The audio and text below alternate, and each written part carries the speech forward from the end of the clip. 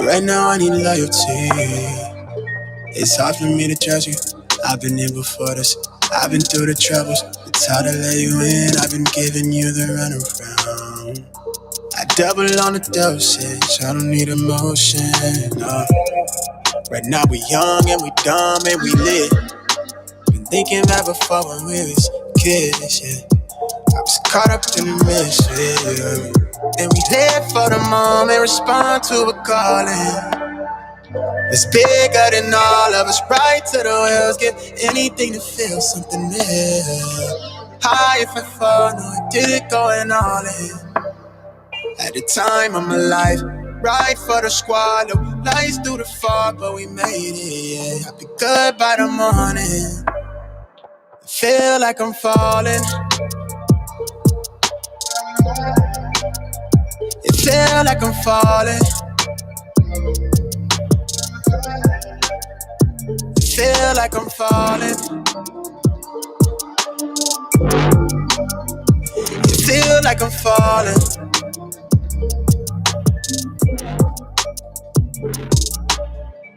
Real eyes see real eyes, real shit, real life, real rare. I'm on edge, I make noise, they all is, no cap, all facts. Eyes low, but I'm still woke. No patience, heart glacier, can't see me, the young ghost, phone blaring, overbearing. Shit a blessing that I overcherish. Got these rap niggas eyes open glaring, cause they overjealous. I'm so overzealous. Whiskey side with the rosemary. I used to want it, not a whole staring. I was back before I could afford to care. Now we on course, I took the tour to Paris. I blew up the bag, that hit me as bad. The guy from the racks that they chastised. They can fast die, telling mad lies. Going bad, tell them get they act right. On my last light, I poured a potion, I've been out of orbit. I've been moving slowly, got me going up, they got my head clouded. I'll be good by the morning.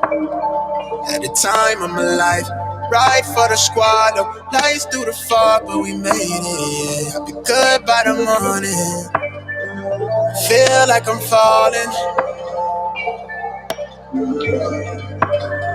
It feel like I'm falling. It feel like I'm falling. It feel like I'm falling. Feel like I'm falling.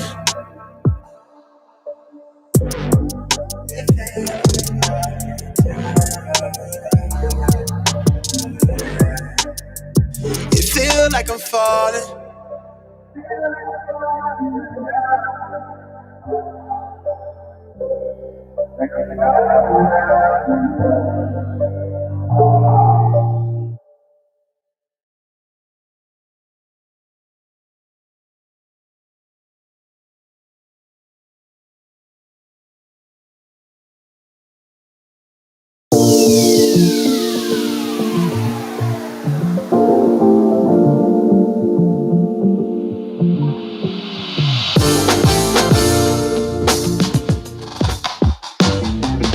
Love interrupted by tragedy,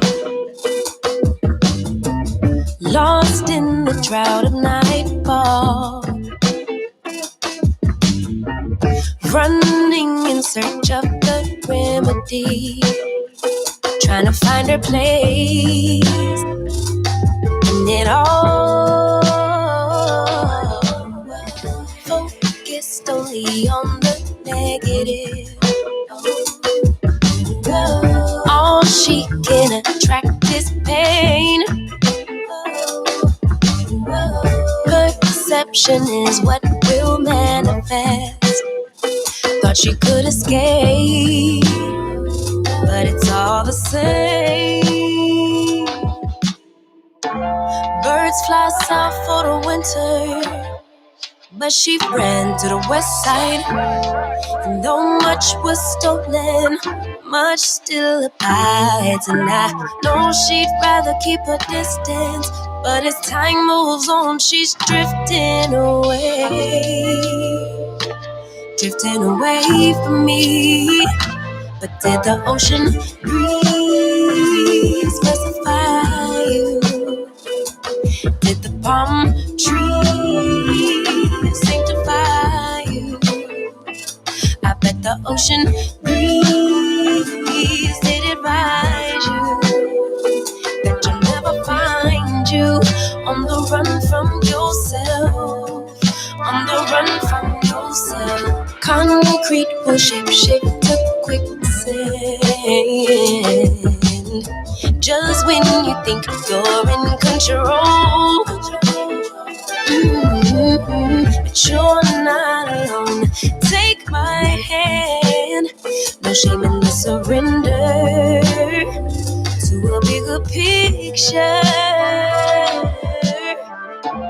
Birds fly south for the winter, but you ran to the west side. And though much was stolen, much still abides. And I know you don't wanna burn bridges, but as time moves on, you slipping away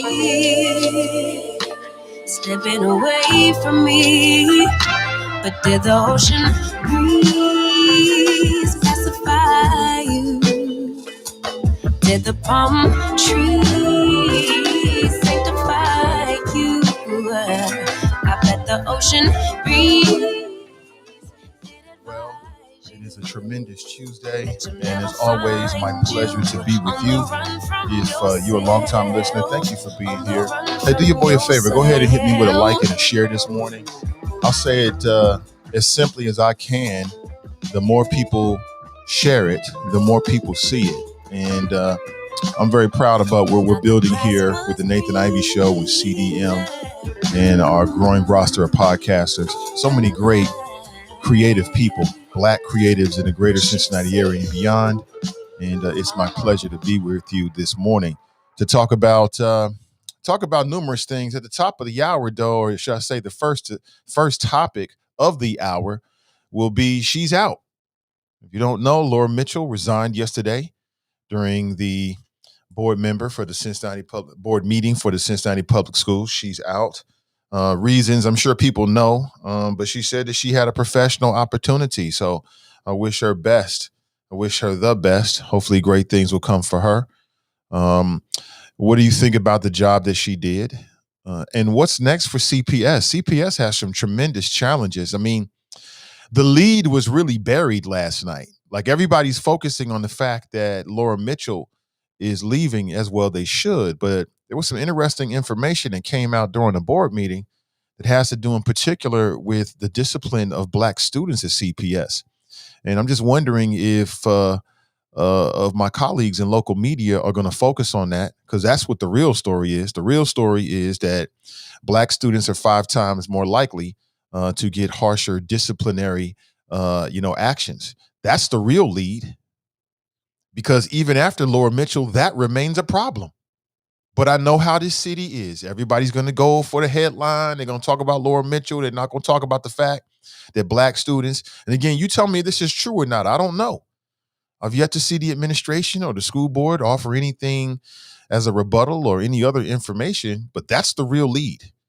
The real lead is Black students in CPS are 5 times more likely to get exclusionary discipline. That's the lead, not Laura Mitchell, but we know how this works. She's got the bigger name, and of course, that's what's going to happen. And you could tell the board knew about this for some time. It just came to me yesterday, but people knew about this for weeks and weeks. People knew about this for weeks and weeks. This wasn't nothing new. People knew about this. Hey, good morning to you. People knew about this for weeks and weeks. It just came to me yesterday, and I put it out there after it came from multiple sources like, yo, are you hearing this? What are you hearing? So that's where we are. That's what's up. I'll be honest with you. I'd like to see another Black superintendent. Let's go ahead and go and tell you that. You mean whatever. But I don't just want any old Black superintendent. I want a Black superintendent that's conscious and knows what time it is and got some backbone. I don't know. It might even be worse. You know what I'm saying? To get the wrong type of superintendent. But that's going to be an awesome job, and there's a lot of work to do. There's a lot of work to do. And, it's a shame because, Laura Mitchell is taking with her all of that operational knowledge and experience. And she's taking all that with her. For instance, COVID. What did I tell you about leadership? Everybody's a great leader until they get tested. Everybody's good at leadership until a crisis happens. But when a crisis happens, that's when you can really tell who's ready and who's not. And say what you want, but Laura Mitchell, she led during a crisis, and that's That's an invaluable experience that she has that she'll take with her wherever she goes now. We should all be so lucky if we're in leadership positions to be challenged by a crisis. You should be looking for that. Don't wish it. You should be looking for it because it's going to tell you who you are. Are you ready for this? Are you really made for this? Like I said, everything's all good as long as everything's all good.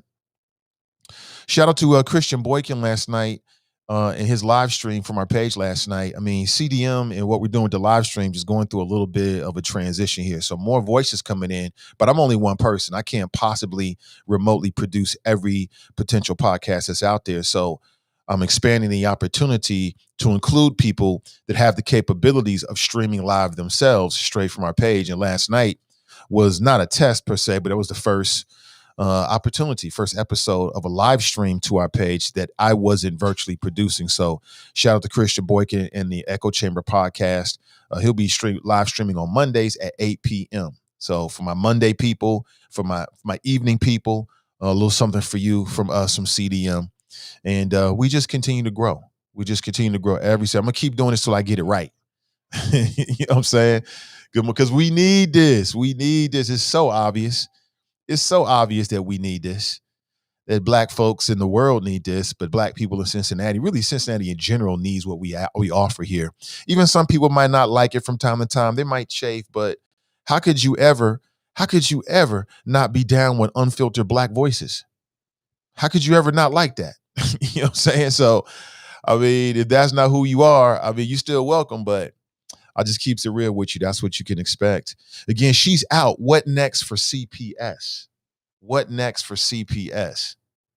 Who is going to lead Cincinnati Public Schools? They got some major challenges and some opportunities.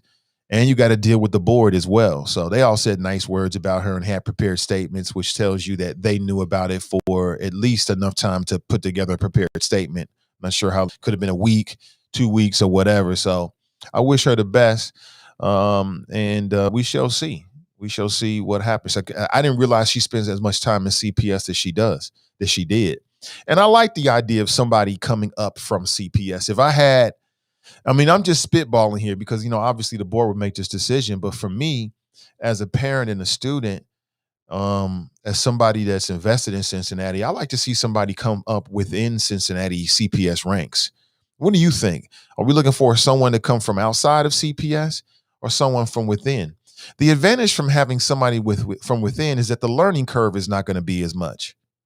Like you get somebody from outside of Cincinnati, they got to learn Cincinnati on top of learning CPS. And they're going to do that for what, 2-3 years? It's going to take them a while to kind of figure it out. But again, it's a trade-off, so we shall see. And again, me, I'm in favor of a majority black public school district having a black superintendent. But we don't want just any black superintendent if that's the way it goes. We don't want some hold your head down, don't look him in the eyes. Come in here, don't understand what's really going on. We don't need that. You can keep those. Keep them. Keep them. We don't want them. Good morning to you. So a couple of questions on the table as it relates to a local story here. And I'd like to get your thoughts this morning. Again, this is your morning destination for interesting conversation. Let me jump inside of the chop shop. That's the audio. That's my Spreaker family. And say good morning to Brandy. Good morning, Brandy. Ashley writes, good morning, Nate and the Choppers. Hold on. There we go. See, Pat writes, good morning. Richard Williams, Block Arns writes, y'all ran Laura Mitchell out of here. Hope you wanted parents are happy with your nutty asses. Oh, really? Walnut parents ran her out? What evidence do you have of that? I like to hear it and see it. Again, I take her for her word. She got an opportunity. Simple as that. She got an opportunity. She said, look, I'm going to take it. She's been working for CPS for 20-something plus years. I think she did enough. What else does she owe us? Okay, and other than that, she's moving on to hopefully for her bigger and better things. I'm sure she will. I don't have any inside track. If anybody does, hit me up with a message. Give me the inside track on where she might be going.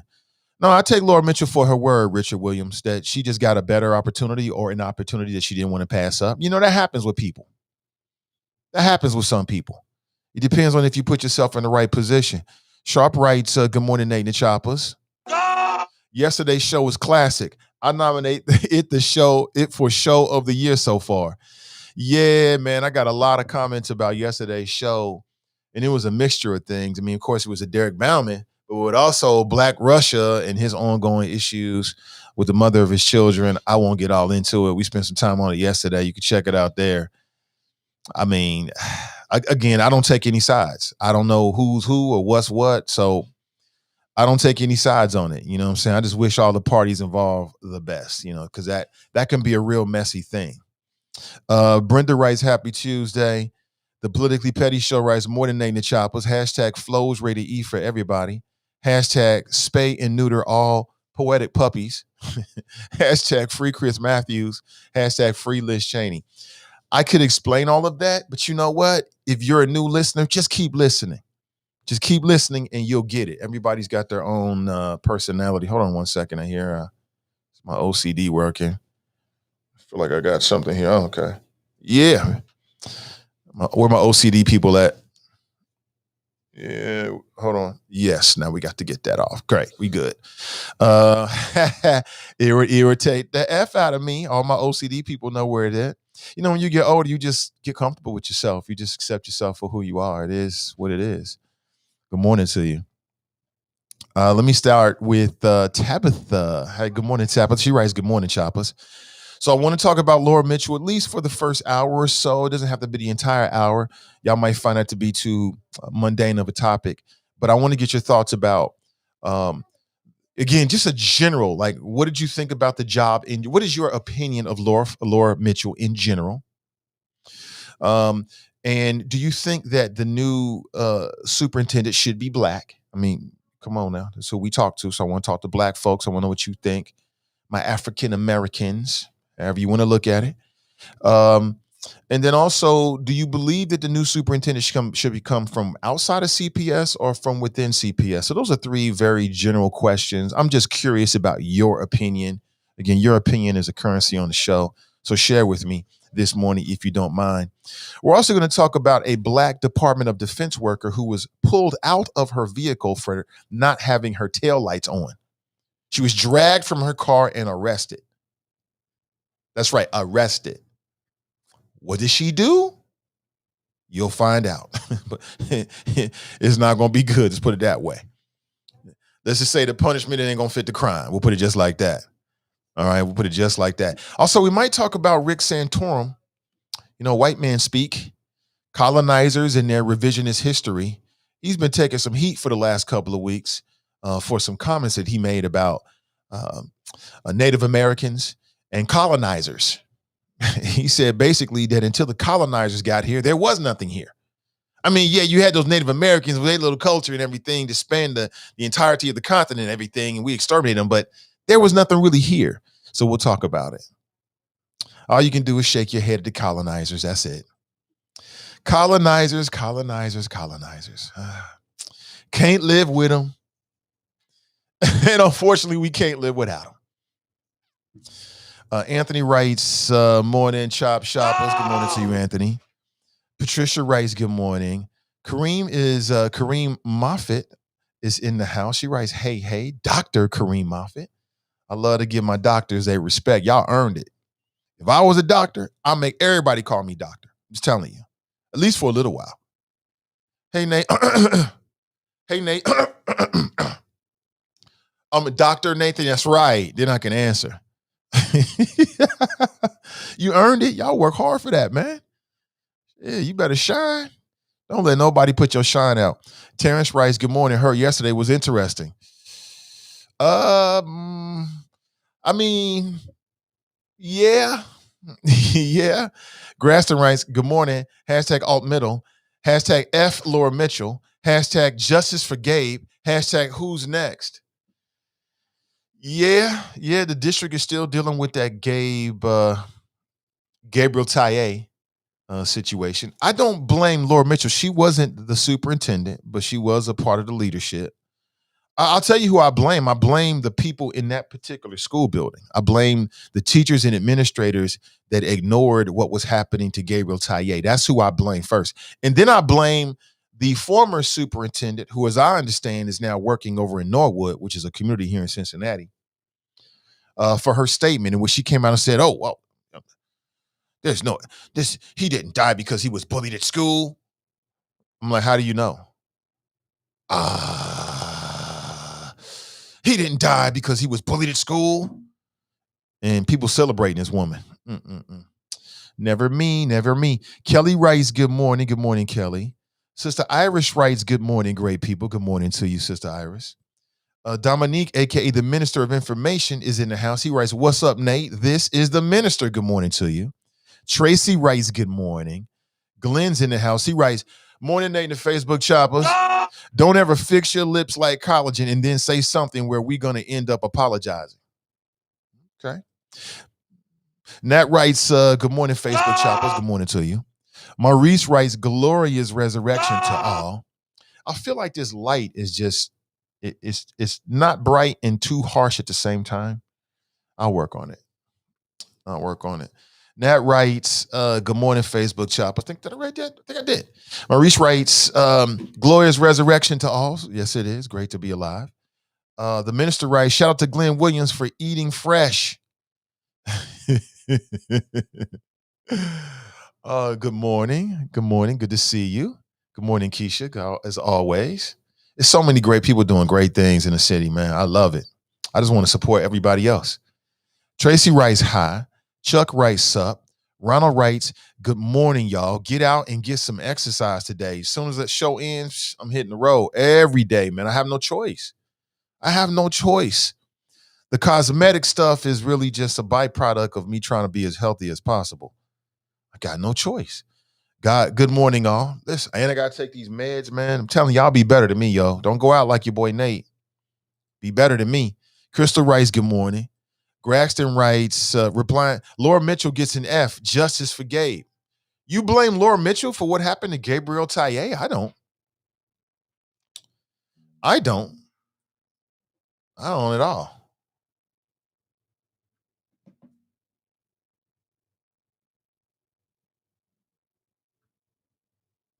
I'm getting a message here. Hold on 1 second.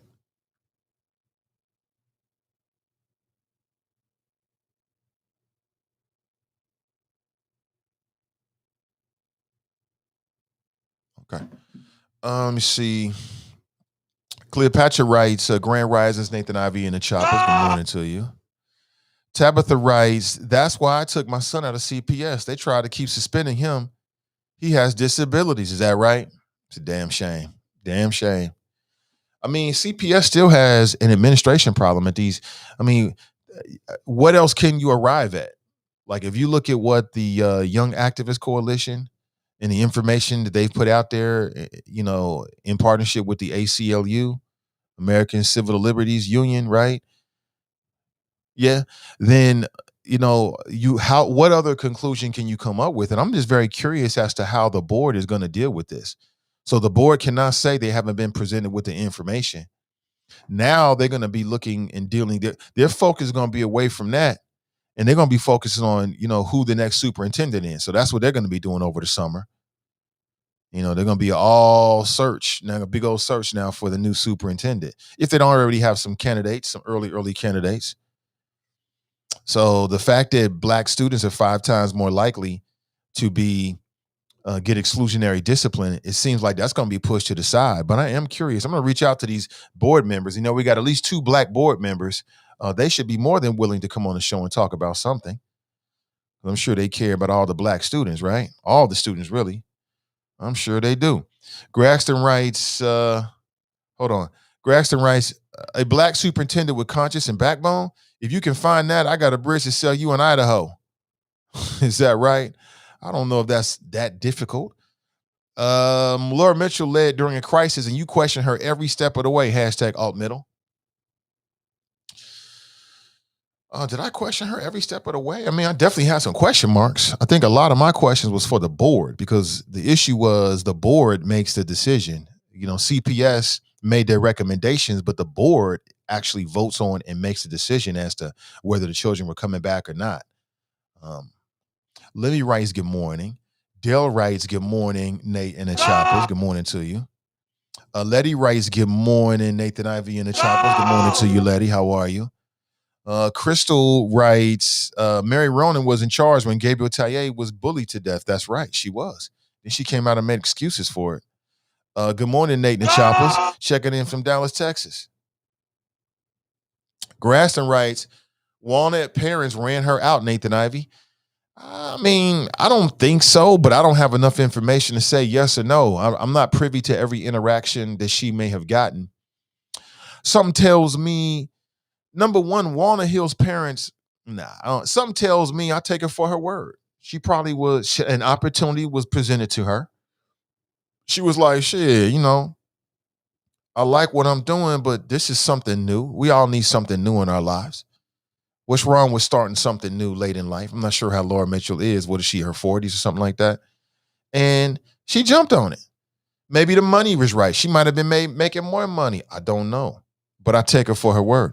Gladys writes, good morning, Nate and the Choppers. Brenda writes, good morning from Fairfield. Lemmy writes, all the best to Laura Mitchell forward. I agree. Letty writes, Laura Mitchell deserved to move on to greater heights. She has done her job and then some. She led CPS and overcame the COVID-19 crisis. Well, she's definitely, as a leader, she definitely has a unique experience under her belt, and that is leading the third largest school district in Ohio during COVID-19. Again, it's not that you want a crisis to happen, but once it does and you're able to work through it, it can only make you tougher. It can only make you better. It can only make you stronger. And so she has all of that, and now she's going to take that somewhere else, which, for us, that means we got to start over again. Whoever the superintendent is, even if they come from within CPS, we got to start over again to some degree and reconnect with a brand new superintendent. So, there's so many issues on the table. That's just what it is. Jenny writes, morning, Nate and Nathan and the Choppers. Good morning to you. Damn, Grasson is putting the mother of his child's number out there, man. I don't know, bro. I think I want to stay away from that, man, because I want y'all to deal with that, y'all personal issues. I don't want my show to be turned into like a tool for somebody's vengeance. You know what I'm saying? Keisha writes, I like someone coming through the ranks as well. However, I don't think they should make it solely in-house only. The best person should get the job. I agree with you. I love that. I love the idea of that. But having that inside track, kind of learning and knowing the personalities of CPS, knowing the community, that's super valuable. But I feel you. LaMonica writes, Grax, are you still mad at her? Don't post her number. He can inbox her. You're better than this. Yeah, LaMonica.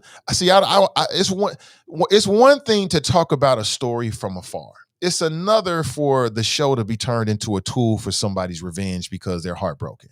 And that's what it feels like, bro. Speaking to you, Black Russia, it feels like, your heart is broken, which I totally understand. I'm not laughing or anything like that. I'm just saying, I get it, bro. But I'm not really sure that's going to give you what you're looking for. Andriel writes, good morning, all. I think Laura Mitchell had a job that she couldn't turn away. Either way, I wish her the best. This was a huge hit to the district. I do agree that it's a huge hit to the district at this particular time. Because, Eve Bolton, we are not done with COVID yet. Let's just be honest here.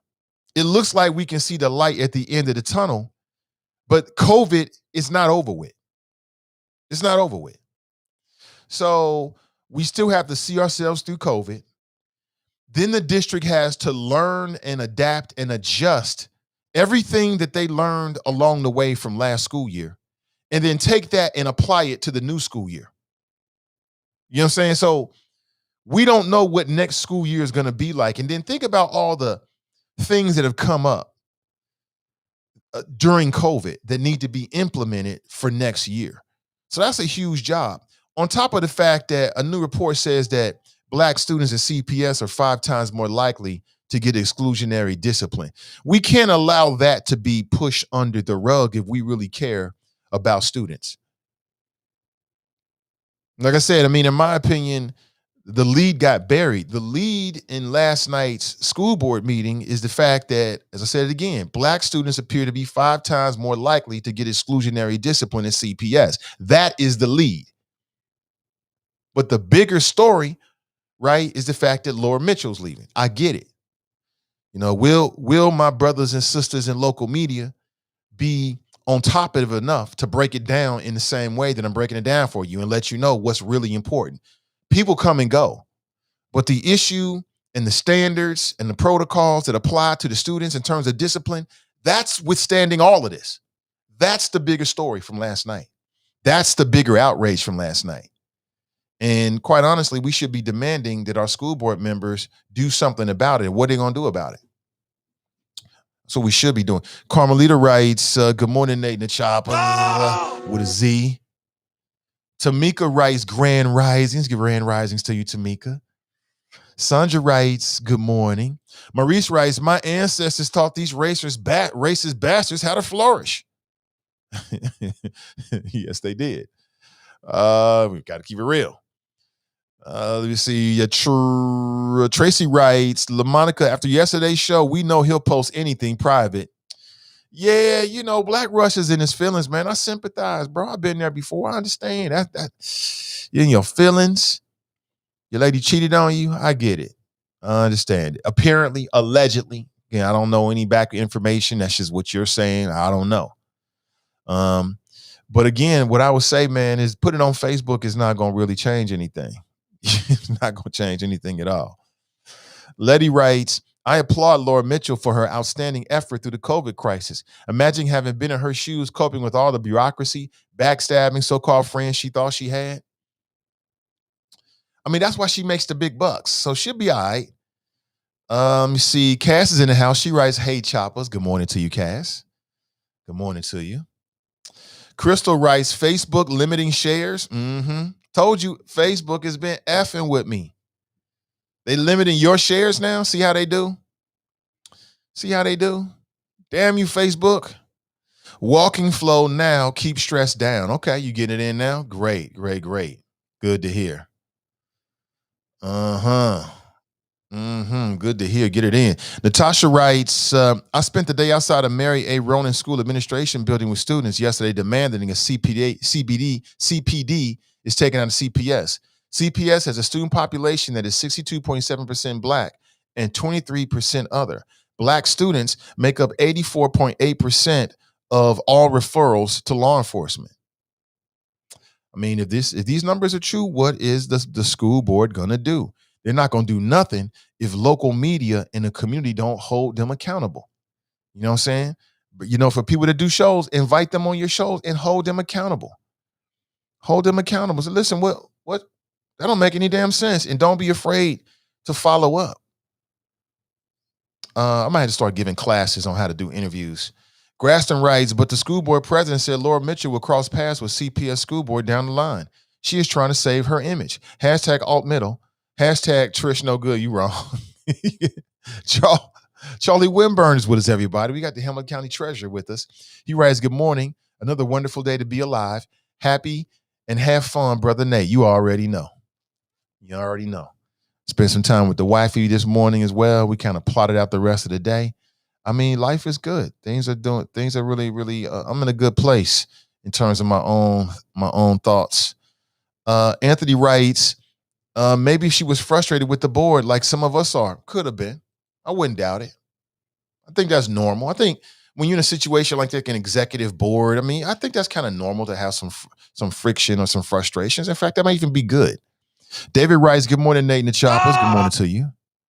Danita writes, good morning, all. This is Tell It Tuesday. God woke me up this morning and put a song in my heart. Today is a terrific Tuesday. What has he done for you? Well, listen, I'm just blessed to be in front of this camera right now and be in front of this microphone. You already know. You already know my testimony. My testimony is take care of yourself and think about your heart. Think about your health every single day, everything you eat, everything you do. And it's never too late to change. I'm telling you, the next time some of y'all see me, you're going to be like, damn, Nate, what happened? What happened to you? You can't really tell now because Cameron puts pounds on you. But just wait. We'll see each other real soon, face to face. We'll see. You'll see. David writes, there is no training there is no training that can prepare you for a pandemic. It's a difficult job without the pandemic, and she was getting mashed between the state and the schools. I understand. Move on. She was. Remember when the Suck MC Republican governor that some of y'all might have voted for, or maybe you didn't vote in that race? He started to try to put pressure on the superintendent. About she made a promise. We don't give a damn about your promises. F your promises, man. We trying to keep our kids safe. You sucker MC. She made a promise that she was gonna open the schools during the pandemic and endanger lots of people's lives just so I can come back to the podium and said, I told you so. We don't care about that. Remember that? He started doing Trump on her, like doing press conferences, calling out the Cincinnati public school districts. Well, everybody did what they said they're gonna do except for the Cincinnati public school district and Laura Mitchell. I'm like, you don't know what you don't really want to know what I was thinking. This ain't your damn plantation. Some of these white folks think that the world is their plantation. You're wrong. Nate, you didn't help any by displaying his post with that young lady's picture on it. You should go back and edit her pic out. Yeah. Well, I understand what you're saying. You said I didn't help. I understand what you're saying. I understand your message. Why in Cincinnati do all the top black people always get targeted for any reason why? Because, much like slave catching was a popular profession back in the day, bringing down, influential or popular black people is a pastime here. It's the kind of thing you can do and get away with. You're going to get very little pushback. You know what I'm saying? Because unfortunately, collectively, the black community is not at a point where they can put enough pushback on a regular basis to dissuade that kind of behavior. I think I answered it. Brent writes, the Pfizer vaccine received emergency approval for teens 12 to 15 yesterday. Yeah. Now, the wifey had to get a vaccine for her job. She's just going to be out and about. She had to do it. And she took the Pfizer, just so you know. We've talked about our daughter who wants to take the vaccine. I ain't so sure about it. I'm not so sure about it. Samantha writes, good morning, all. Roy writes, good morning, all. May writes, morning, Nate and the Choppers. Good morning to you. Terrence writes, oh, y'all was talking about him yesterday? Uh-huh. Anthony writes, very questionable behavior. Naisha's in the house. Hey, good to see you. She writes, good morning. She writes, Facebook is hating. Are they? What is Facebook doing? Not allowing people to share? Hold on.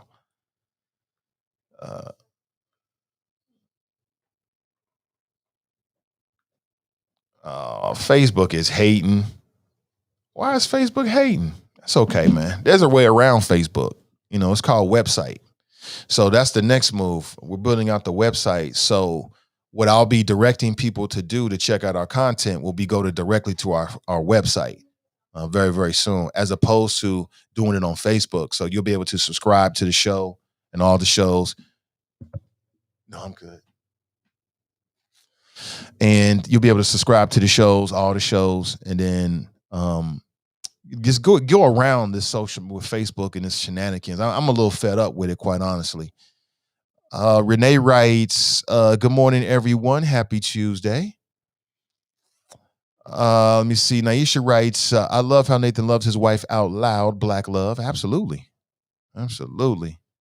That is my partner in crime right there. Darlene writes, hi to everyone and happy Tuesday. Amina, hey, good to see you, Amina. She writes, say that again, Nate. Absolutely. Greg writes, I have heard, as I'm sure you, Nate, and other choppers have, that the FDA is now opening up vaccines for children 12 to 15. Given this, do you think schools should go back full-time in-person teaching? The Finneytown schools are already open. Well, CPS is back full-time. Yeah, CPS is back full-time now, Greg. And I still stand by what I said. I mean, I think that the CPS should have remained virtual throughout the rest of the year. I'll keep getting all these reports about, close contact. It would have been smarter, in my opinion, but we are where we are. I mean, they got 3 weeks left now. So, we try to make the best out of it. That's a good question. I mean, to his point, I mean, how do you feel about, if you have teenagers, how do you feel about teenagers, younger folks in your family taking the vaccine? I am curious about that. Let me see. Anthony writes, sending a message for blacks to stay in a place. Kathy writes, good morning, all. Good morning to you. Mo writes, morning, choppers. So didn't the board say they took direction from Laura? Question mark. If so, it's not what's now, it's why have some of these issues like the over-discipline of black students existed. Don't let her leaving be blinders for November. Hashtag CPS board vote. Daryl writes, Nate, I'll be honest. Moderna shot number 2 had me down over the weekend. I would still do it again. Yeah, when the wifey took her second shot, she was down for a few days as well. Yep. Let me write, yep, via website. Yep. I'm just tired of this Facebook stuff. And I love it now. Don't get me wrong. I love Facebook, but I think that we can be on other places that are more, I mean, when you're a content creator, you just want ultimate control over what you're creating, right? And, some of these issues that they're having, it is what it is. But I could never abandon Facebook because it's so useful. But just look for something new real soon. Keena writes, grand risings to everyone. Good morning to you. Danita writes, to Mo Brown, no, they didn't say that. The superintendent doesn't get a vote on board policies. The superintendent makes recommendations based upon collaborative work with the administration team. Board members then vote. Roy writes, I think that's a good idea. Mary writes, good morning, all. My son is 15. I will make an appointment to get him a vaccine as soon as the CDC gives the go-ahead, which should be tomorrow. Okay. So Mary's on top of it. She's like, hey, I'm getting the vaccine as quickly as possible. Yeah, Mary, my daughter is pro-vaccine as well because, she's been feeling shut in. She wants to get out and do things. And, the family is, my wife is not from Cincinnati. She's from Cleveland. So there's a lot of desire to reconnect. Keena writes, Nathan Ivy, it's good to see you. Still, you being the voice of the city. Hey, what's up, Keno? Oh, man, what else am I going to do? This is all I know, man. This is all I know. Got to rep your city. Good morning to you. Nate, if you broadcast from your website, will the chopper still be able to interact? Yeah. Yeah, you sure will be. So just like we are now. The only difference is I mean, I'll still be on Facebook, though. I'm not saying that. I'm just saying that in addition to what we're doing, I want to make sure that you can get it straight from the website. And then when you subscribe, it'll be the same. You'll get a notification when we go live, jump in and still be in the chat just like this. And then Facebook people will be there as well. But I'm just searching for more control. Where my creatives at? If you're a creative person, you want full control over your process and, your creation. And when you're working with social media sites, you are on their rules. So Facebook does what they want to do. I bellyache sometimes, but I already know what I'm getting into when I sign into it. This is their platform. I respect that. It's a wonderful platform, but it's not mine. And I don't have ultimate control over it. Good morning, everybody.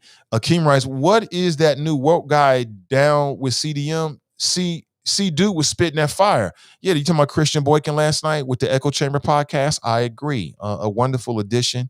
Another creative individual that's been doing podcasting for a while. We've linked up together and, we want to see what happens.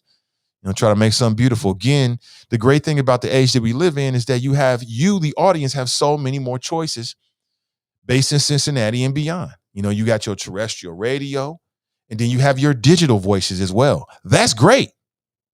That's good for everybody. You know what I'm saying? And just because of the flexibility of being digital, I just feel like we can do more. We can offer more. That's just me. Let me see. Renee writes full control. Right. You want full control as a creative person. You want full control over the process and then the end result. You don't have that when you're dealing with Facebook. Facebook can stop this feed right now if they wanted to. There's nothing I can do about it. Later on today, yeah. He's like, Dad, the video's right. He wants to do a YouTube channel. So he's growing up in a YouTube age. And he's lucky that I'm his father because I've got the capabilities of doing that for him. So we've already started it. You'll see it soon. Maybe you want your children. It'll be like a kid site where he's doing reviews and still trying to figure out what he wants to do, but he just has a burning desire about it. So daddy's got to do it. It's going to be fun. It's going to be a lot of fun. Once he gets comfortable inside the camera and we figure out what it is that he wants to do, could be dope. Never know. You never know. Mrs. Love Being Black writes, good morning, fellow beautiful smart choppers. Good morning to you. TNT writes, my son is going to get it. He wants to play sports and get back to normal. My daughter asked me if she can get it, but she is not old enough. Yeah, I mean, you know, everything being equal, what my children say, what my daughter wants, I'll say it that way because she's 15 now. It matters to me. I on some really big issues too. You know, I don't let her make all the decisions, but her opinion it is a factor. It is a factor. And I'm thinking about it. You know, I would have to be the guinea pig before I let my kids do it. That's just how I would have to, before she gets it, I'll have to get it. I'm just like that with my children, but we shall see. Keno writes, no shot for me. I ain't getting no shot. What you talking about? Shot? I ain't doing that. I am not doing that. Hey, listen, family, and again, this is part of my testimony. I want to say this again, that I was reading recently that the man who played Debo, Tiny Lister, he actually died from hypertension and heart disease.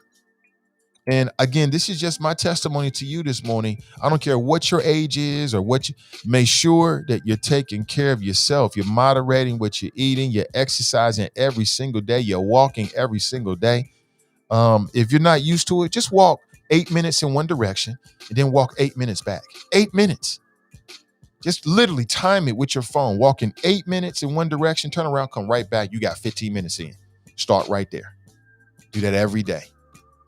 Maybe do it twice a day. Do it once, before you eat and then once after you eat. It'll help control your blood sugar. All right.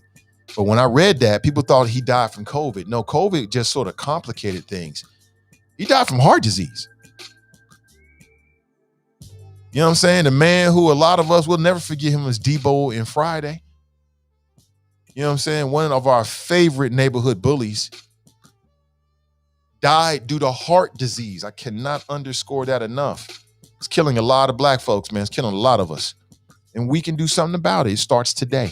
I don't care what you did or didn't do yesterday. It doesn't really matter, does it?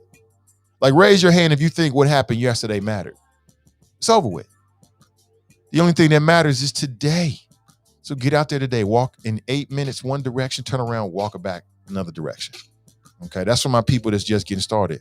For people out there that's got more stamina, walk in one direction for 15 minutes, check your clock, turn around, and then walk back. You know what I'm saying? Everybody got one of these, don't we? They got stopwatches on them, don't they? Well, then use them. So all you got to do is use it.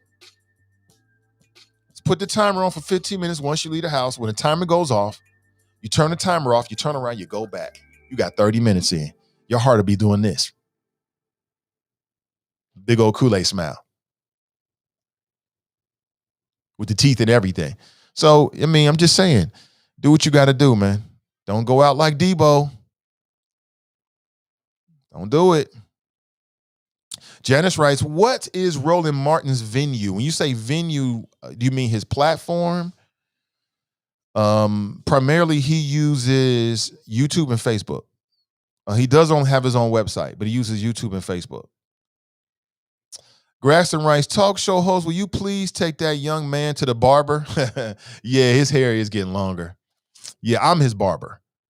I'm not saying anything about any other father, but me personally, with my son, I'm his first barber because I know what he needs to do with his hairline. Some of these kids got a razor sharp headline. They don't need all that. I don't need that, but you're right. I do need to cut the boy's hair. I'm going to cut it before we do his next round of videos. Dwayne writes, white guy Todd Parnell resigned from the Lakota School Board 2020 after making death wish against brown students, saying they should have been murdered by police when arrested at school in an email. What? He's leaving to take a position in the district central office. Black woman Susan Davis, principal for Lakota East High School, is leaving now last week for employment outside the district now. Laura Mitchell seems like a hot seat for blacks in this area. Jerome writes, good morning, Nate and the Choppers. Good morning to you, Jerome. Jerica writes, our hospital is doing trials on children with the vaccine. Is that right?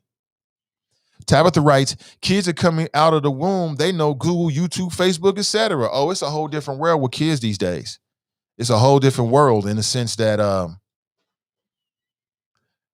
it's funny, man, because I was, T.T. Stearns Enzi, everybody knows T.T. Stearns Enzi, right? If not, T.T. Stearns Enzi, black guy, is a film critic. I'm not sure if he still writes for City Beat. I'm not really sure, but he was on like Fox 19 for like a year during daily What to Watch reviews. And he's been nice enough to come on the show over the years and talk about films. And again, I'll say it again. Give me somebody with passion on a topic any day. One thing, it's a few things I like about TT. At the top of the list, in terms of being relevant to what the point I'm trying to make right now, is that he loves films, man. I could sit and talk with TT all day long about films and just kind of learn shit because he watches everything. He's conscious, and he's got a critical eye for all kind of films, and I like that. I don't like these film snobs like I only do independent films. I'm into everything. I watch documentaries, comedies, sitcoms when I have the time, action movies, sci-fi movies, Marvel, you name it. I watch it all. The socially relevant stuff, I watch it all depending on my interest and my time level. He's like that, and I like that about him. Well, anyway, he has a podcast called, what's it called now? Look it up. It's called Critical Conversations, I believe it is. And I was his guest last Saturday, and the podcast goes up on podcast goes up on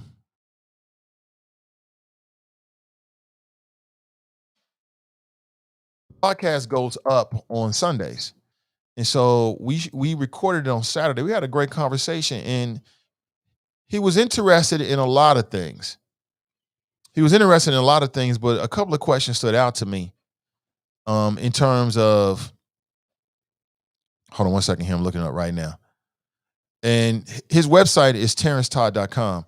But a couple of questions stood out to me because he was asking me questions about my children, like what do my children watch, and is it different from what I watch, and how do they consume media, which I hadn't thought about before. But it's interesting. Me and my daughter is it's like my movie buddy. You know what I'm saying? Like, she and I love a lot of the same kind of movies. And it shocked me because she's my daughter, but it shocked me just how much fun she is to hang out with. Like, my daughter is hella fun to hang out with. And it just shocked me that you can create a whole new person that you end up having like a relationship with, like, that you actually enjoy. It's not just me taking care of her. Like, I enjoy her being here, right? If that makes any sense. Way beyond just what I thought it would be. Because you never know. I mean, before you start having kids, you don't know what the fuck that means to be a father. You have no idea. I don't know what the fuck I was doing. I told the wifey, what are we doing? I don't have no idea how to do this. You just learn as you go along. So it was interesting because my daughter has a different perception of the world that we lived in. So here's what I said to TT. So think about it. My daughter was born, and the only president that she ever knew was Barack Obama. So right then and there, as a little girl, seeing that the first president looked like her, the first lady looked like her, the first family looked like her, her horizons were expanded just from that experience. Same thing with my son. He's grown up in a world where he's got a little tiny device that he can get into and get on YouTube and Netflix and watch all kind of media. We didn't have no shit like that. We had these big old clunky TVs. You had to turn the dial. You know what I'm saying? It's just a whole different world. Then it went to these kind of remotes. And now, of course, we're here. So it's a whole different world out there. And so my son is growing up in the YouTube age, and he wants to do YouTube. And I told my children, y'all got to have some kind of job. Y'all got to be doing something creative. I mean, you may not be, don't think about working for somebody else. How you going to make money? You don't have to work for somebody else to make money. You 15. I keep telling you 15.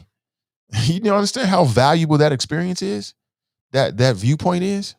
There's brands out there that pay a lot of money to be connected with a 15-year-old influencer. So she wants to do some stuff too as well. Ashley writes, Baby Chopper will get it when they approve their age group. Is that right? No! Get to the chopper! Get to the choppers. Good morning. Ronald writes, exercise. Yes. If you don't do nothing else, just walk every day. Just start right there. The other stuff might be more difficult, like cutting out sugar and, getting super, super deep in the workouts. But just walk every day. That's it. TNT writes, I let my kids do a YouTube channel, 3 the Harder Way, Cincy, and they was building a fan base between their schools, and organically, they were just being silly. That's what I'm saying. I mean, man, listen, there's some YouTube channels out there with huge, huge audiences making lots of this. Let's see. Keno writes, bottom line. Dale writes, I lost some lung capacity with the second shot. My normal walk of 4 miles, I was winded like I hadn't walked in months. Okay. I love that. Keno writes, funny. Yeah. Somebody says about cutting my son's hair. I got my second dose Moderna and my little vaccination card to travel. They are about to start mandating vaccination in order to enjoy certain activities in the summer. Hashtag she ready. Tabitha writes, yes, I saw TT. Okay, great. He still comes on fire. Oh, he's great, man. Great guy.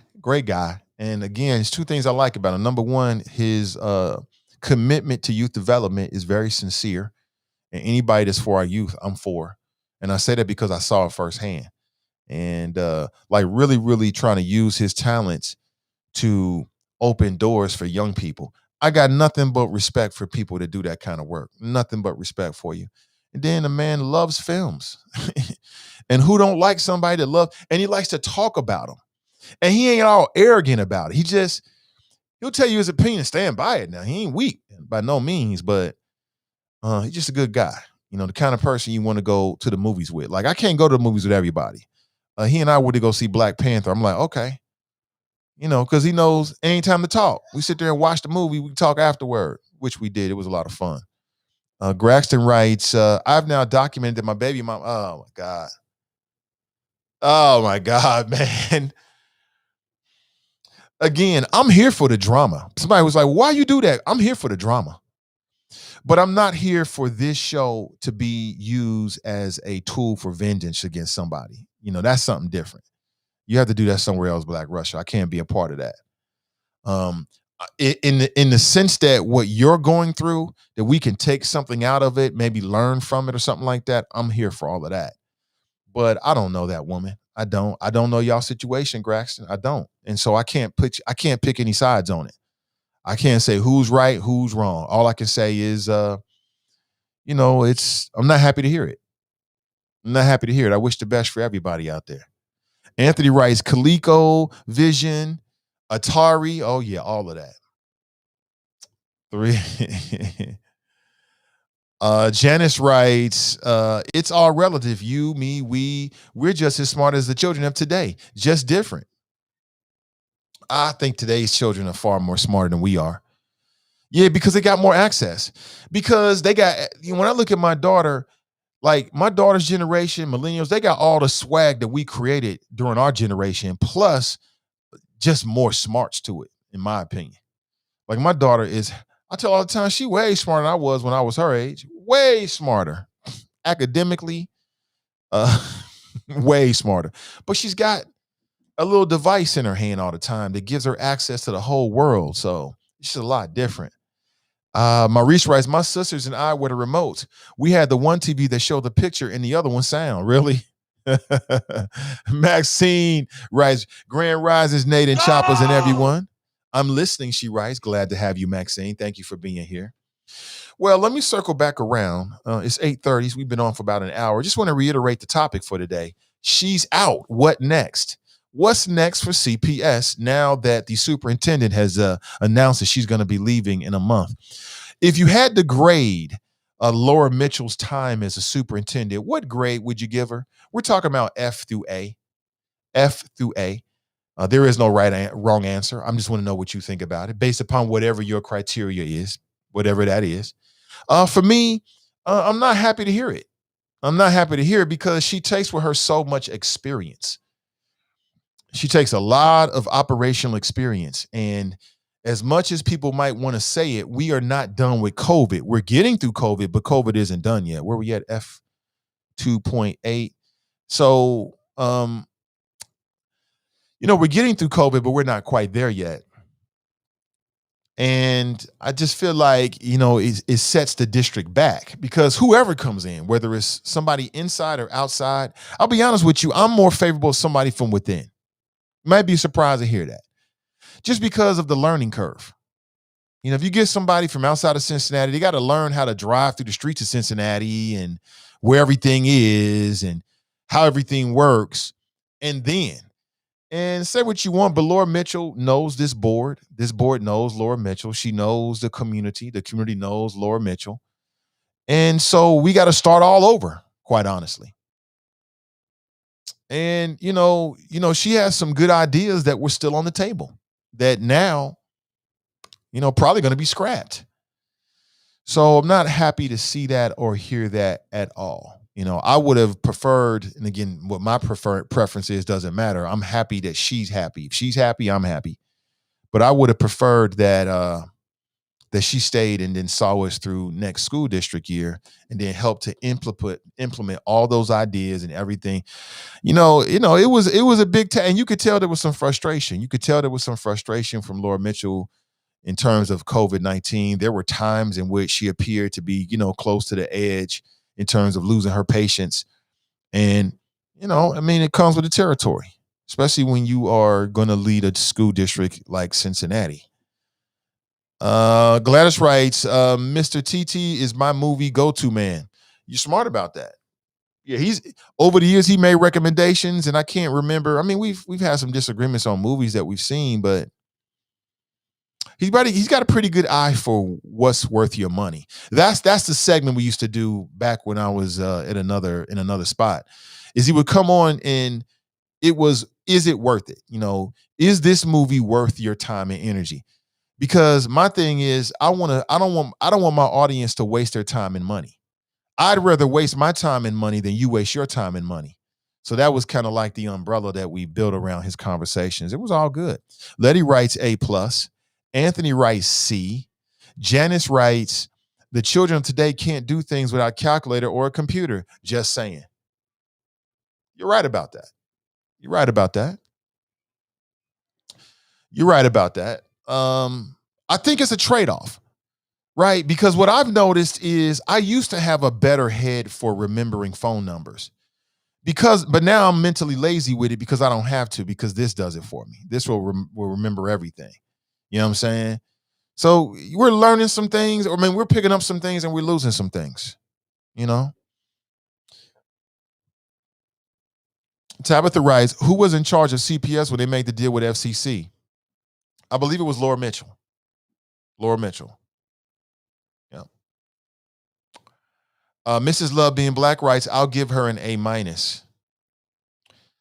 I can't give Laura Mitchell an A because Black students are 5 times more likely to get exclusionary discipline. And then I've experienced and seen things with my own eyes at my daughter's school that should not have happened and should not continue to happen if the superintendent was really seriously following up with the complaints and the issues and questions that come to her.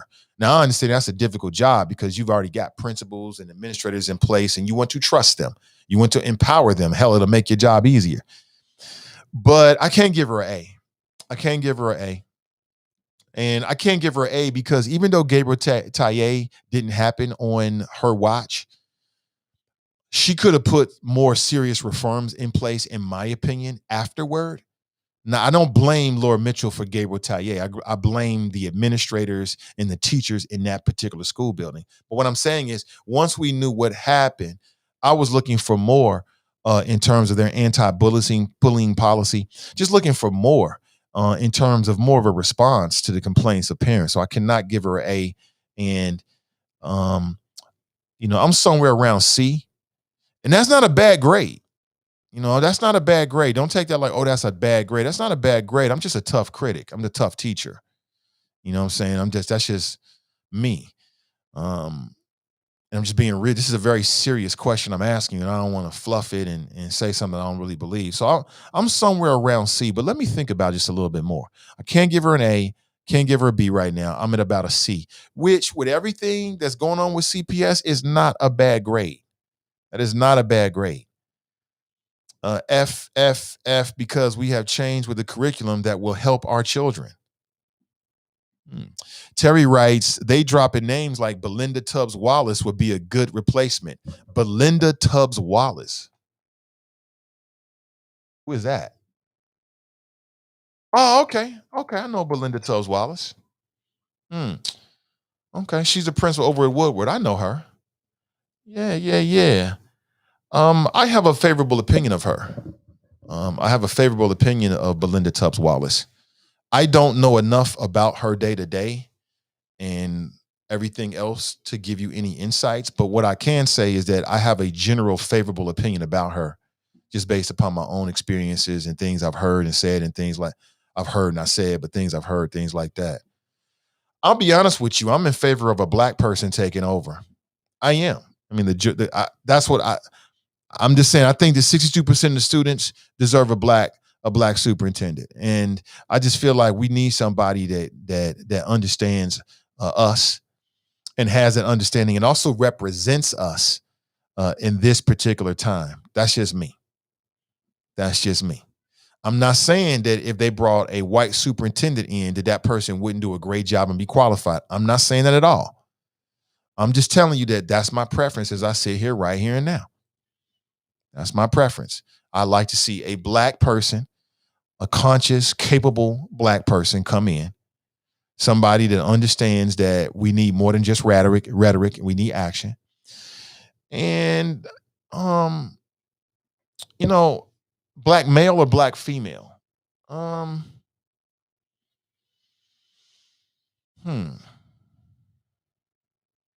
It's a good question. It really just comes down to the individual. Like, I'll be honest with you, maybe I'm biased, but I really feel like we have some issues around race that need to be dealt with at CPS.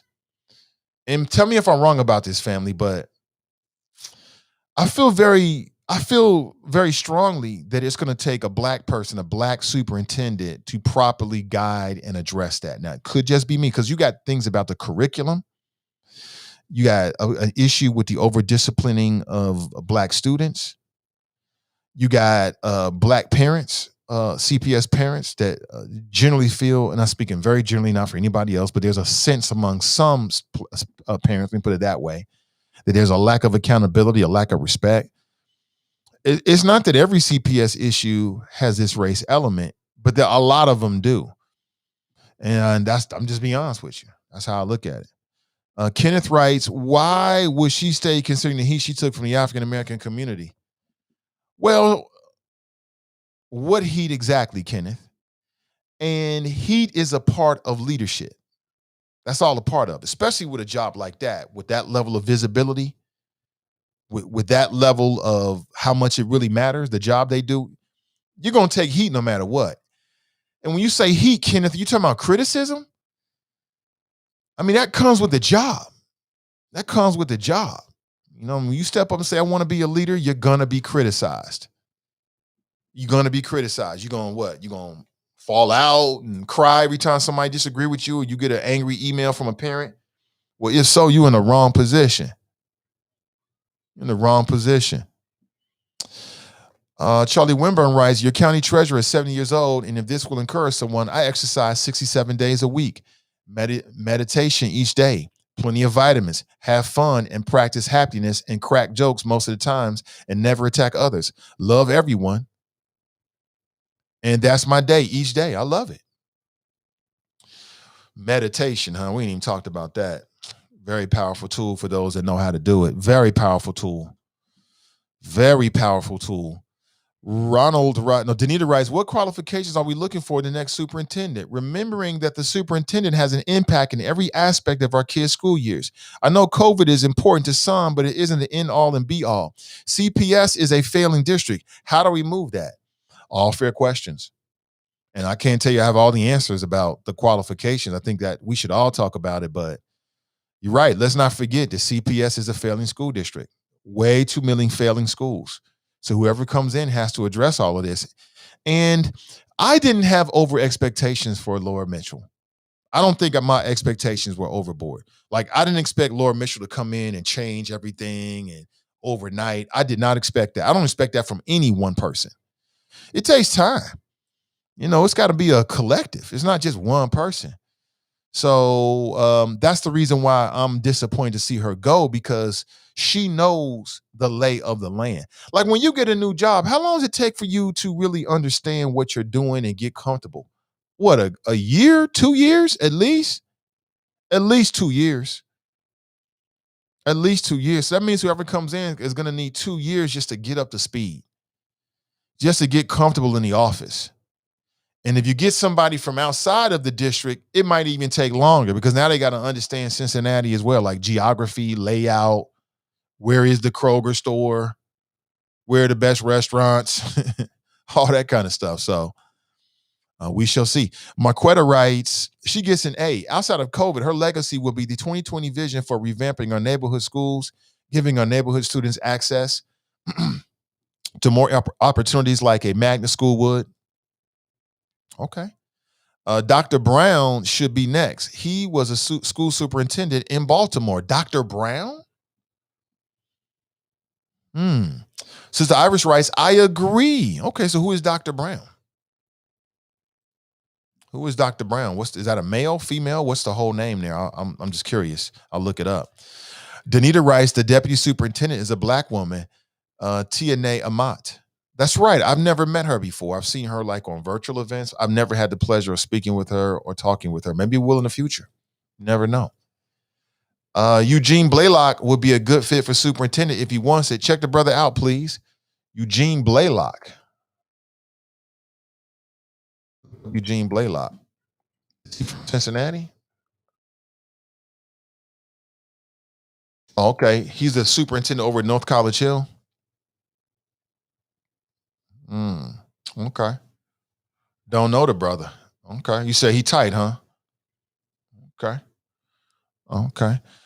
Janice writes, yes, someone who really cares about Black students.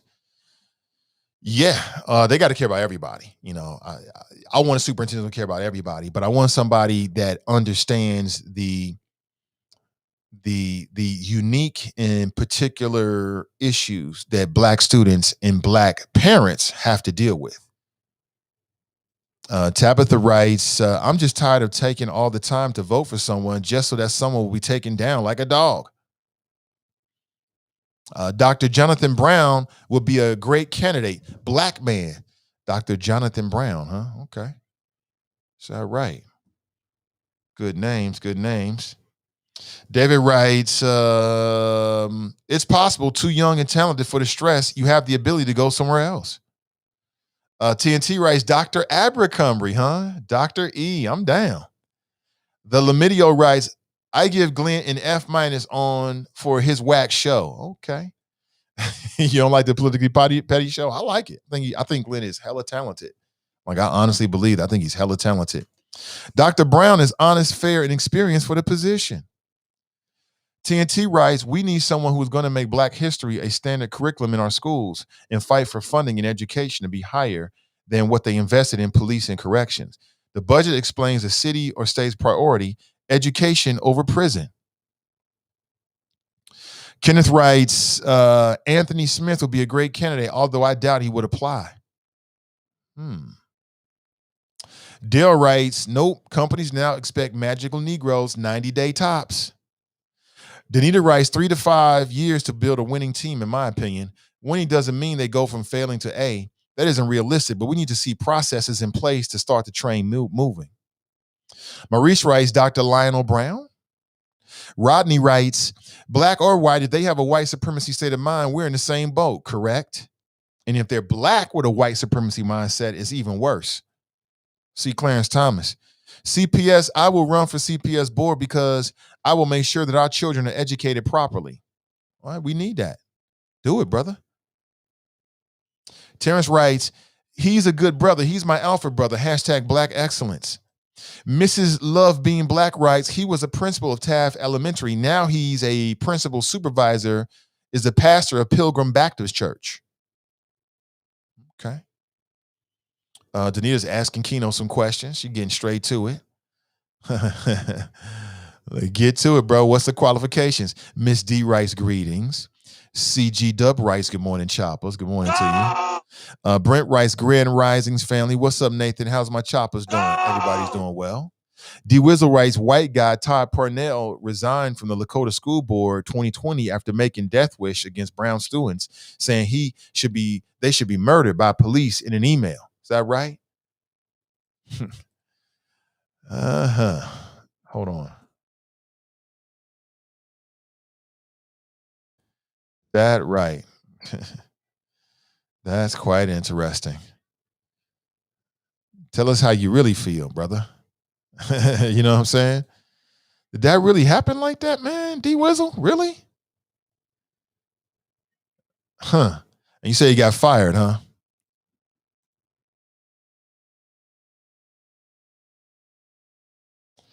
Lakota. Yeah. I'm aware. This happened last year. Yeah. We talked about this. Yeah.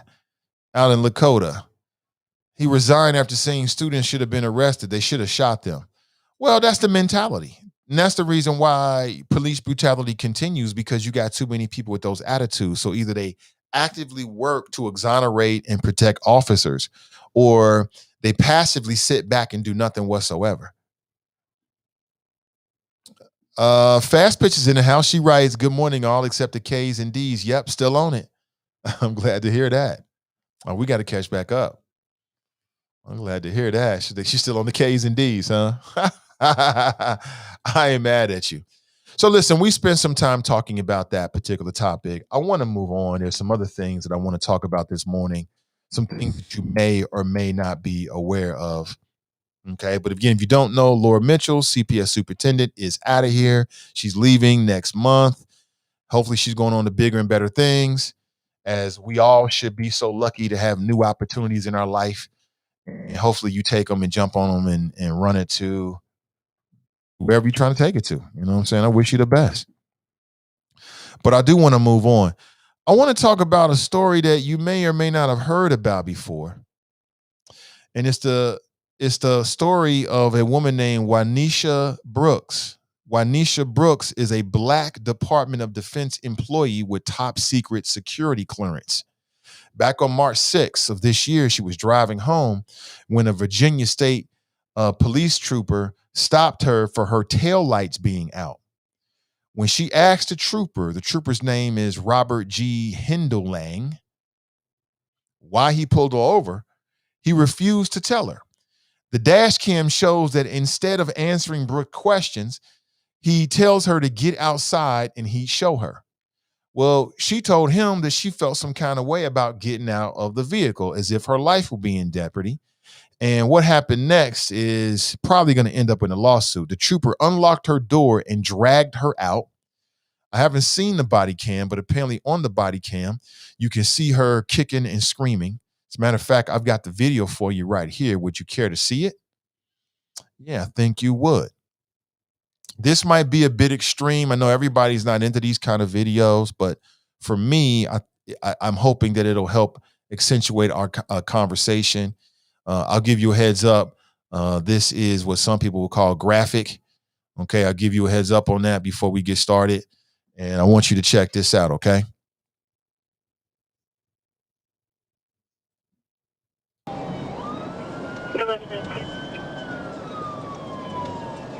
What's going on Route 28? 809. That's right, second time. 1059. 66 of Route 28. 1618. Eastbound at 53. What's your flashlight? 808 Simon check. 10-4.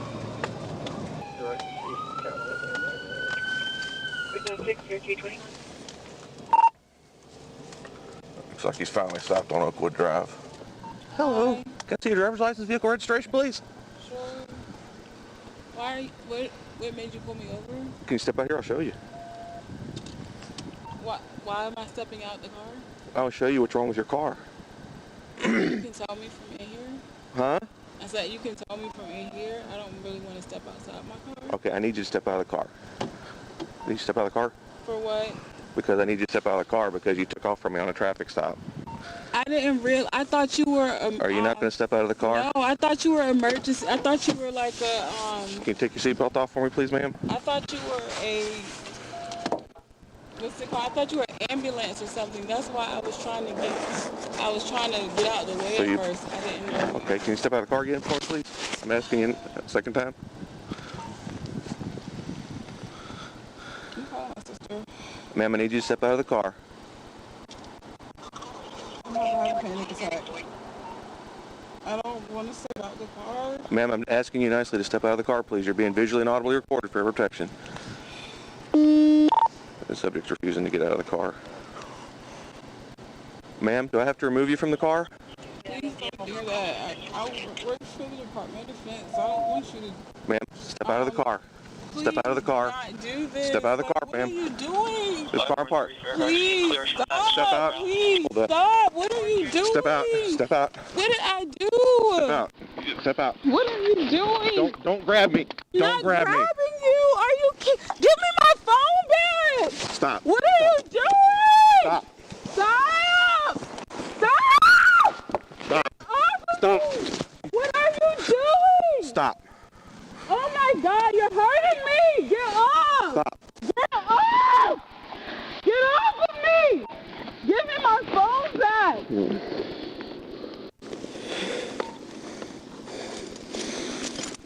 What are you doing? Ma'am, what is happening? You're being detained I right don't now. have any. What? You're not reasoning my rights. You're not saying anything. Get off of the Why car. are you crying? What are you doing? What are you doing? You took off from me after you stopped. Because I thought you were like an ambulance or something. So you pulled back out in front of me. You pulled back in front of me. Do you have an ID on you? I was on the highway. I've never gotten pulled over on the highway before. Do you have your driver's license? It's in my car. Don't stand here. Don't move. It's the Department of Defense for the intelligence community. Like, what are you doing? Stay right here. What are you doing? I'll report you to the general. Everything's being Like, are you serious? Can you hold her? I have no Hold her arm. charges ever in my life. Okay, that's being camera recorded, everything you've done. Number one, you don't have any taillights on your vehicle. Number two, you're following two cars at about 55 miles per hour, 2 car lengths off of them. Number three, you pulled over and then took off again. You failed to yield to my vehicle. I asked you to step out of the car so you wouldn't take off again. You refused to get out of the car. I had to pull you out of the car. You pulled me out. You didn't even give me enough time to get out of the car, and I was afraid. I've never been pulled over by the cops like this or handcuffed. I pulled back because I didn't know you were pulling me over on the highway. I've never been pulled over on the highway like that. First, I thought it was an emergency vehicle, so I'm trying to figure out what to do. Do I get over on this side? And then I get over, and then the other car in front of me got over too, and then they went back. I didn't know. Let me just say this. Why not just say, I pulled you over because you got a broken tail light? You see how it becomes less about the law and more about his ego? She said, what did I do? Well, step out the car and I'll show you. Just tell her. Like, you got a broken tail light. She'll say, oh, do I? I didn't know. Damn, okay, give me my ticket.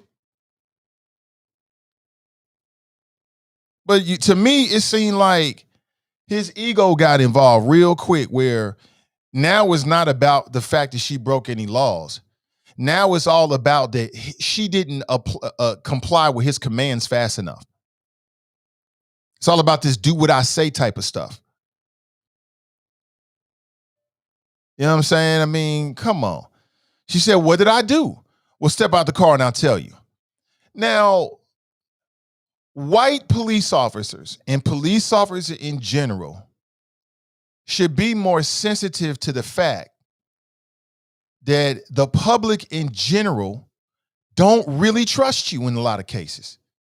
You got a woman alone at night White police officer pulls her over. She clearly says, "What did I do wrong?" He says, "Step out the car." Now, in that scenario, anybody in the world is going to assume that the officer is going to escalate things. Why would you just pull up to me and tell me to step out my car without telling me anything if what you're doing is on the up and up? Like, if what you're doing is on the up and up, then just explain yourself. Just simply say, like, look, broken tail light. But it's all this, step out the car, I'll show you. Just fucking tell her. You got a broken tail light, ma'am. Did you know? No, I didn't know. Okay, well, I'm gonna give you a warning. Or, hey, listen, I gotta write this up. This is a very serious matter. It's about your own safety. Here you go, and the safety of others. But no, he wants to turn it into do what I say.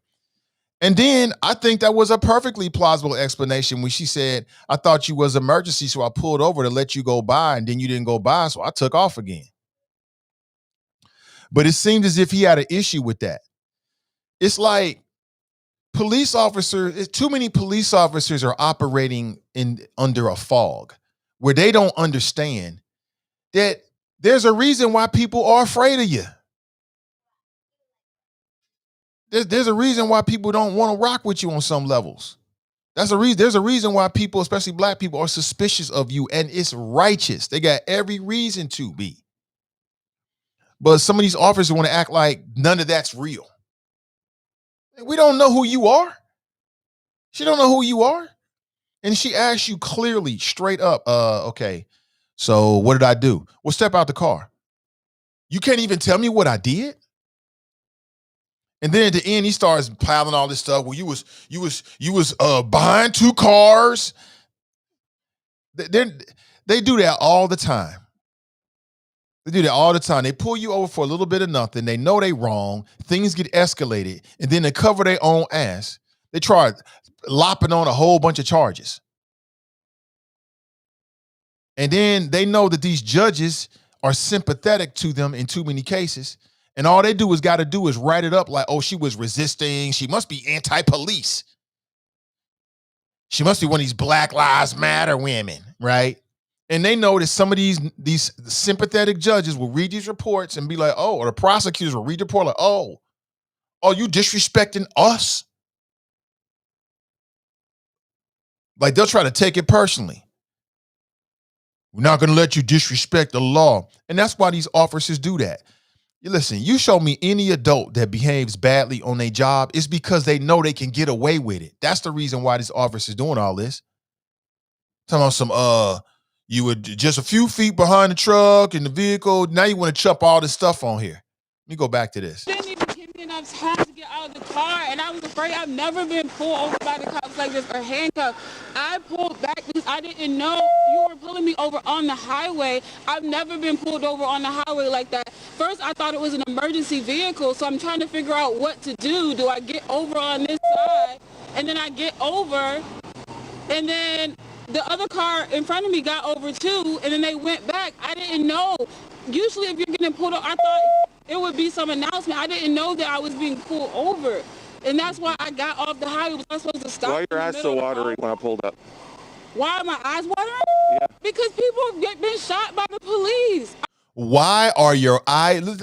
Listen to what this man just fucking said. He just asked her, why are your eyes watering when you pull me over?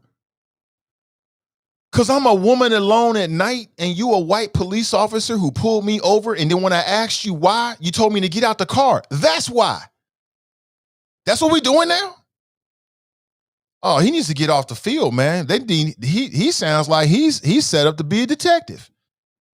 Why are your eyes watering? Why were your eyes watering? Literally, he asked her this. So he's going to put that in report. I'm suspicious because her eyes were watering. This woman, this happened. This woman, her name is Wanisha Brooks. She works for the Department of Defense. She has top secret clearance with the Department of Defense. I don't think you get top secret clearance with the Department of Defense if you are a criminal. In fact, this traffic stop right here threatened her clearance. Because as I was reading in the articles, is you can't have a top secret clearance if you've got like little stuff like this or you're resisting police. Like this almost cost her job. And what did she do wrong?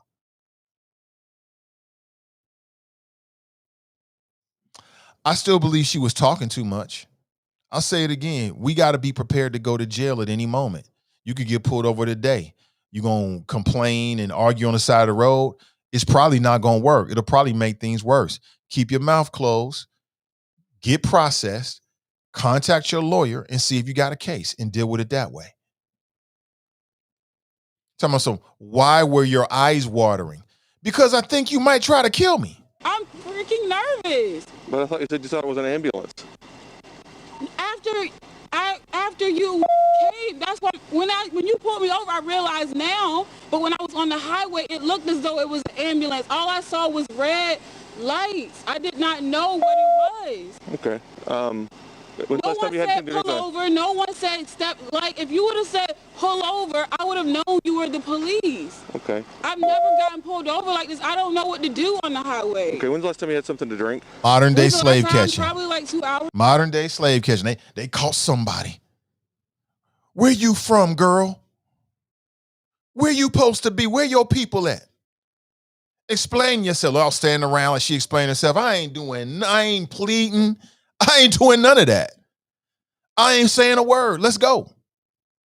I'm supposed to be afraid to go to process and get locked up? Psh, I'm not. Let's go. I'm not pleading. I'm not begging. I'm not trying to plead my case. We can do all that in the courts with my lawyer. If you feel like you doing the right thing, go ahead and do it. Go ahead and do it. Yeah. Put them cuffs on nice and tight. Oh, man. I don't got no circulation. Cha-ching. And we'll see you later. But all that begging and pleading and yes, sir, and no, sir, I ain't doing none of that. I'm not going to do it. You know, if you're going to get processed and go to jail, you're going to get processed and go to jail. Let's go. Let's go. Okay. How much did you have to drink? Just one regular cocktail. Okay. You know what time you had that? It was 2 hours ago. Look, more questions. He's trying to lead her. He's trying to get some dirt on her. Were you drinking? How many drinks you have? How long ago was that? See, now he's trying to build his case to cover himself up. Like this happens to black people all the time. It's happening right now.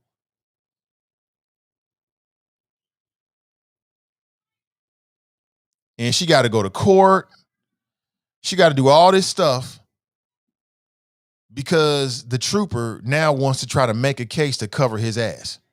Why were your eyes so watery when I pulled up? Because I'm afraid of my life. Afraid for my life. That's why. It's a damn shame, man. Let me play the rest of this. Okay, you know what time it is now? It's around 2 o'clock. 2 o'clock. Okay. All right. Would you have any problem doing some sobriety tests to be sure you're okay to drive? No, I don't want to take a sobriety test. All right. Would you be willing to take a preliminary breath test? No. Okay. 356. Okay, walk with me, please, ma'am. What's happening? We got to go down and take a test. I'll read all that information to you just momentarily. Am I arrested? You're under arrest right now for driving under the influence and failing to yield for me. So if we go back and there is no driving under the influence, which Yeah. isn't, then I won't be under. You'll be issued the summons for the traffic offenses, and the magistrate will make the determination from there.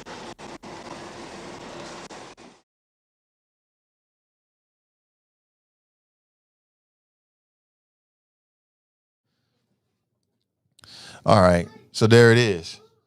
So she got processed. Yeah, man. And again, her backstory, you want to see the link? I'll put the link for you. Check. The backstory was crazy. He played her all the way out. Like in total, from the time that you just saw her being arrested, it took her 10 hours to get processed and to get her car back. Her car got impounded. From what I'm reading, the officer that arrested her became a real asshole. At some point, even after she got processed, she was trying to find out where was the impound yard. He slammed the door in her face. I mean, just total disrespect because he was wrong. But it's a lot of bad people. It's a lot of people worse than COVID like that out here. It's a lot of people worse than COVID that'll do some F shit to you and then get an attitude because they did something wrong to you.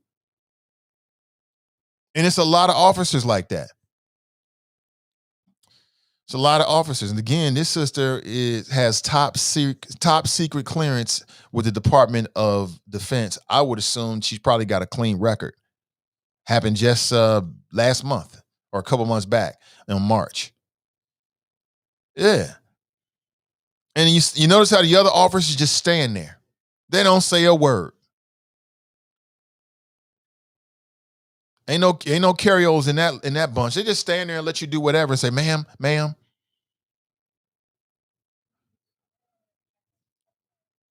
Mrs. Love being black writes, black people need to stop talking, be quiet. At some point, stop talking. Because it's not going to make a difference.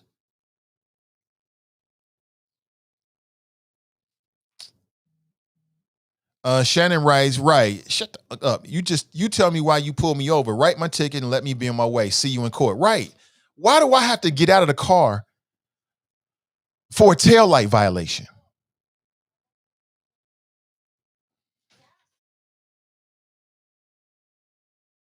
Why do I have to get out of the car for a taillight violation?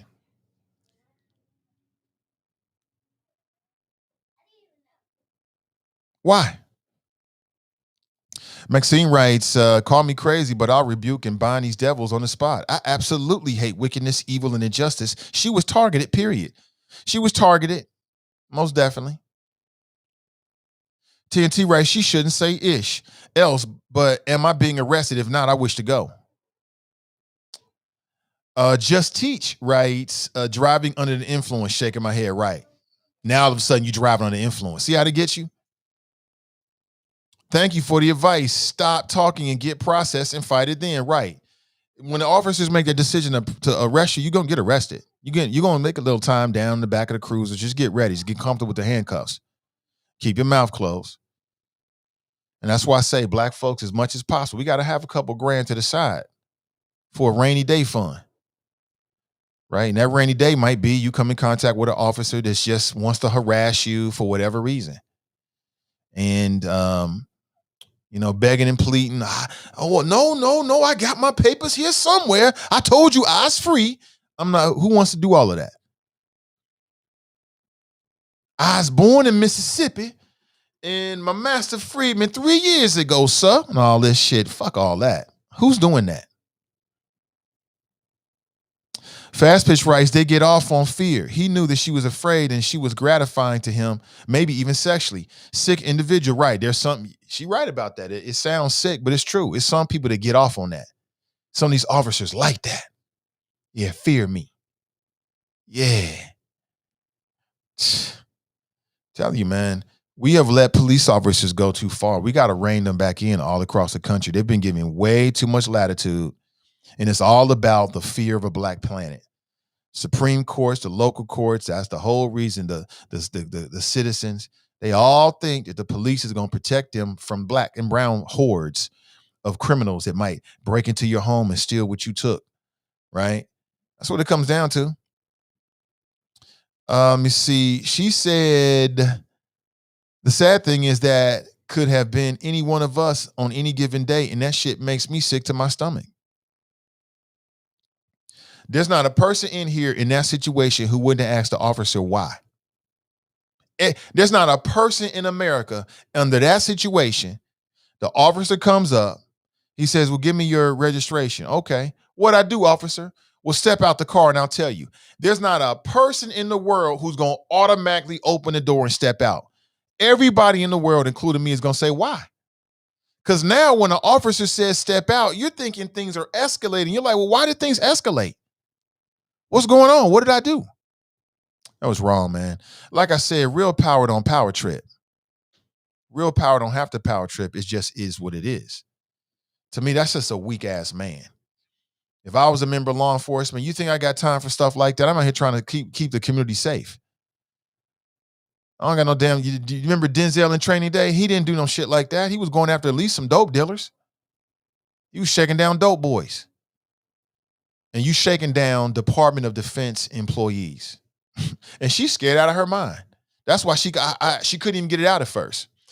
And again, that's what some people like. Jerica writes, when he asks you, any one of you, to step out the car, would you have just done it? No, I would not. I just know. I would have been curious. Like, I would have said, step out for what? Just like she did. Step out for what? What did I do? That would have been the first response. It's a natural response. We're not just puppets for law enforcement officials. That whatever you say, we just start running, trying to anticipate what we don't. Who the fuck? We don't do that. I'm not doing that. The officer was he was overzealous. He was overboard with it. You don't have to do all of that. Keep it simple. Maxine writes, right, Nate, fear of a black planet. Ha ha ha. They can't stop it because, baby, it's coming. Justice. Well, that's why it's incumbent upon each of us to just build wealth in our own families, build opportunities for us. And that's it. And if we all do that, even if we're not working together, we'll create a better and brighter tomorrow for our children and their children. And that's really all you can really ask for. That's pretty much it. 513-873-7134. This is quite interesting. This is a local story here, but it also speaks on crime and punishment and justice. I'm reading that 7 of the 8 incumbent judges who lost in November, we're talking about Hamilton County judges, are now back on the county payroll. Many of them in jobs that did not exist before the election. Those 7 jobs will cost taxpayers about $700,000 this year, not including benefits. And I know a lot of people have been talking about this. I think Cam Hardy has put this out there and other folks have been watching this. So you lose your job and then you get a whole new job?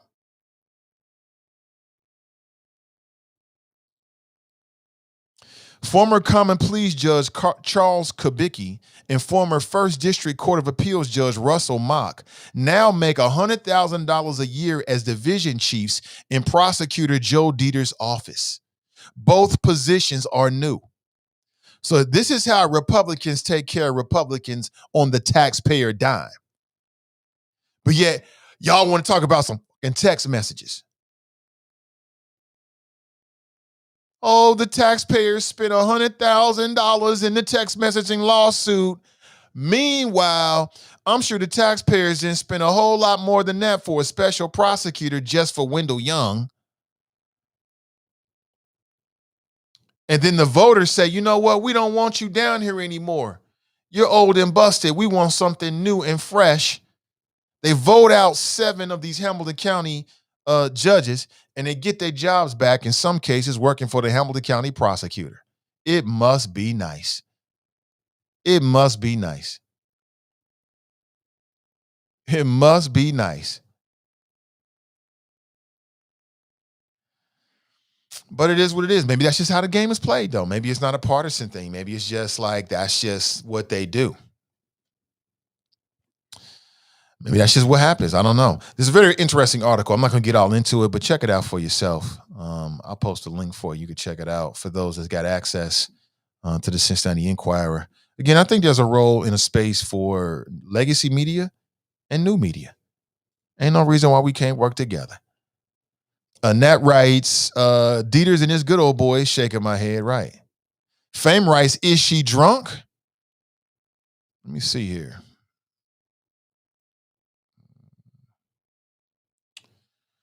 Well, we know one thing, that I don't think she was drunk because she wasn't swerving. So we know that. I don't know how we would ascertain whether she was drunk or not. He didn't pull her over because she was swerving. He pulled her over because she had a broken tail light. So whatever that means. Okay. Since we're talking about white fragility, and again, I'm kind of spitballing here. There's a lot of topics that I want to bring to your attention. Since we're talking about white fragility, we have to talk about 2 black boys that were pulled from their class in an elementary class in Oklahoma for wearing Black Lives Matter t-shirts. I saw the image of the young boys and it looked so adorable. They had the little Black Lives Matter t-shirts on. I thought it was really, really cool. And they were singled out and then pulled out and asked to wear their shirts inside out because the principal took offense to it. Even though it's not in the dress code policy, the principal was like, well, we don't want any kind of political in nature t-shirts that might, get people's emotions and tempers flared up. He said, we don't want any MAGA t-shirts and we don't want any Black Lives Matter t-shirts, as if they're the same thing. I don't think they are. But let me take a quick call and then we'll come back to the flows. Good morning and welcome to the show. Pleasant good morning to you, Nathan. How are you doing today? I'm doing excellent, Fame. Good morning to you. Yes, sir. Yeah. I think we missed a golden opportunity with Laura Mitchell. If I could use a sports reference, she's kind of equate her to Bart Giamatti. I don't know if you know who that is. He was the commissioner that suspended Pete Rose. And that's why baseball doesn't like Pete Rose now, because, all his disciples feel like he wasted his whole commissioner time, which wasn't very long, on the Pete Rose saga. And this woman, Laura Mitchell, spent her whole time, it wasn't her fault, on the COVID saga and the Wanted Hills parents, dealing with them and having to, quell their uprising. I feel sorry for her that she had to deal with this city and its politics, and I wish her nothing but the best. I hope the better opportunity that she says she has, I hope it's 10 times better than what she had to deal with the assholes she dealt with here. We totally abused that black woman, and I feel sorry for her. But if there was ever a steward that I was happy my tax dollars went to, it's her. And as far as that trooper, wherever she was, she don't deserve classification behaving like that during the traffic stop. I'm sitting there watching it like, okay, well, when is this cop going to do something wrong? You asked her very kindly, I need you to step out of the car. Whether you want to or, hey, what are you doing? She's giving an incoherent answer. I thought you was, I thought you was, I thought you, like, it don't matter what you thought he was. You see the cop at the door now. It's over. But yeah, that's all I got, sir. And it was a pleasure talking to you. Do you have any questions, comments, or snide remarks? I got some remarks, but I'll wait for you to get off. You're going to wait for me to get off and there's a guy threatening my penis on your show. I mean, I'll let That's you a very poor choice of words. I'm out of here. I'll let you make those kind of conclusions. My mind don't think like that. But all right, brother. Yeah, my mind don't think like that, Fame. That's all you, brother. I disagree with you. I think the cop was over aggressive. I think that when you stop somebody and they ask you what did they do, you should tell them. And had he said, you got a broken tail light, step out, let me show you. That's different. I mean, at the end of the day, you're dealing with human beings. What's the point of the traffic stop? Is the point of the traffic stop to see if you can exert your dominance over to whoever's driving and they're going to succumb to every word you say? Or is the point of the traffic stop to bring to the attention to the driver that they got a broken taillight? So they can be aware of it, so they can go home and get it fixed the next day so it doesn't cause an accident. Isn't that the point? So if the point of the traffic stop is to make the driver aware of the condition of the car, why didn't he just say that? Situational awareness. You're dealing with a black woman, it's late at night, she's all by herself. Situational awareness. I blame the officer. All he had to do was answer her question and she probably would have got out the car and felt comfortable. I don't believe she didn't get out the car because she wanted to be unruly. I believe she didn't get out the car because she didn't trust these mofos and she didn't know what they were going to do. Her life was on the line. Again, to me, there's a big difference. You go back to this scenario. He pulls her over. He walks to the car. He says, give me your license and registration. She says, what did I do? He responds, well, get out the car and I'll show you. I mean, that's not the same as, well, you've got a broken tail light, ma'am. Why don't you step out the car and I can show you? I have been pulled over for having a broken tail light. When I asked the officer what happened, that's exactly what he said to me. He said, you got a broken tail light. Step out, you can see. I got out the car and I saw it. I was like, damn, it is out. I can't remember whether he gave me a ticket or not. That's all he had to do. But when a citizen's, and you know, she ain't no criminal. She got Secret Service clearance. That means that her credit is on point. That means she ain't got nothing. She ain't ever got caught up in the law. I don't know any details about these security clearances. I know that. Her credit is on point and her record is clean. That means she's one of the good ones. And so when you take law-abiding citizens like that don't commit no crimes and don't do nothing wrong, and they're in a situation like that with police, they're gonna be scared to death. They're not new to that. That's new to them. They're not used to that. So she was scared out of her mind. That's why she was stammering, because she was scared out of her mind. And she had every reason to be scared out of her mind. You never know who's going to pull you over. You don't know if it's going to be a good guy or a bad guy. You have no idea. And to me, tell me what you think. Isn't that a difference in that scenario? Officer pulls you over, says, give me license and registration. She says, what did I do? His response could have been, you've got a broken tail light, ma'am. Why don't you step out, I can show you. She would have jumped straight out the car because now she knows why she's being asked to step out, to inspect her vehicle. But he didn't do that. She asked, well, what do I do? Well, step out the car and I'll tell you, or I'll show you. You gonna show me? I don't know what that means. I mean, situational awareness, man. Just be aware of what's going on. Let me see. Cass writes, isn't it amazing how when it comes to Black injustices, all of a sudden people get sensitive and want to control the temperament in the classroom or workplace? Why is it talking about Black trauma always the no-go subject, but we can rehash the Holocaust?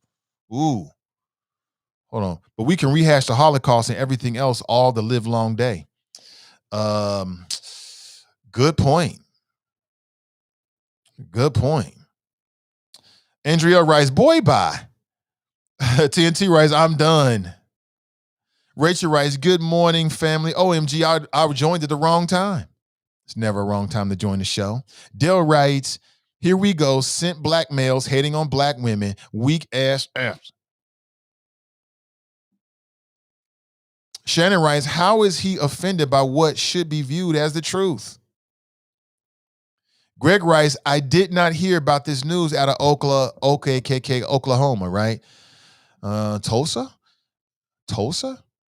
Yeah, so let me get back to this. I was telling the story right before the break. So 2 Black boys being pulled from class after their Oklahoma elementary school for wearing Black Lives Matter shirts.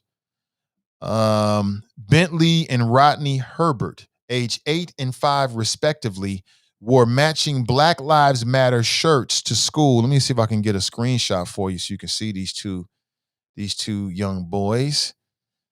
I think they look sweet. I think you look really, really sweet. The whole family had the Black Lives Matter shirts on. What's wrong with that? What's wrong with that? I don't see another problem with it. Hold on, let me shot this for you and put it on the screen so you can check it out for yourself. I think it's important to give you some visuals on who we're talking about. Here we go.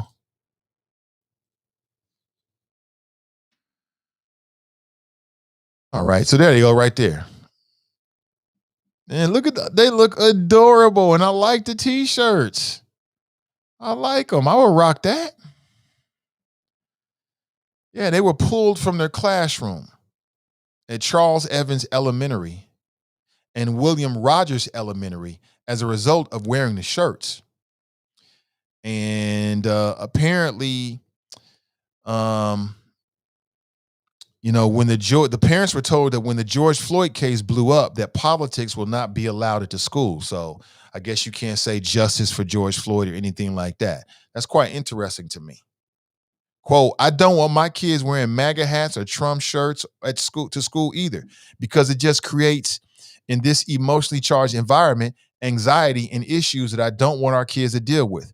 That's what the superintendent said, Mr. Holland.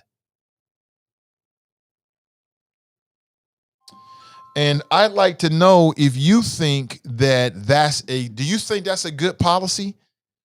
Do you think that's a smart policy? Let's talk about it. Do you think that that's a smart policy to not allow any kind of political t-shirts? Is that a political t-shirt at the school?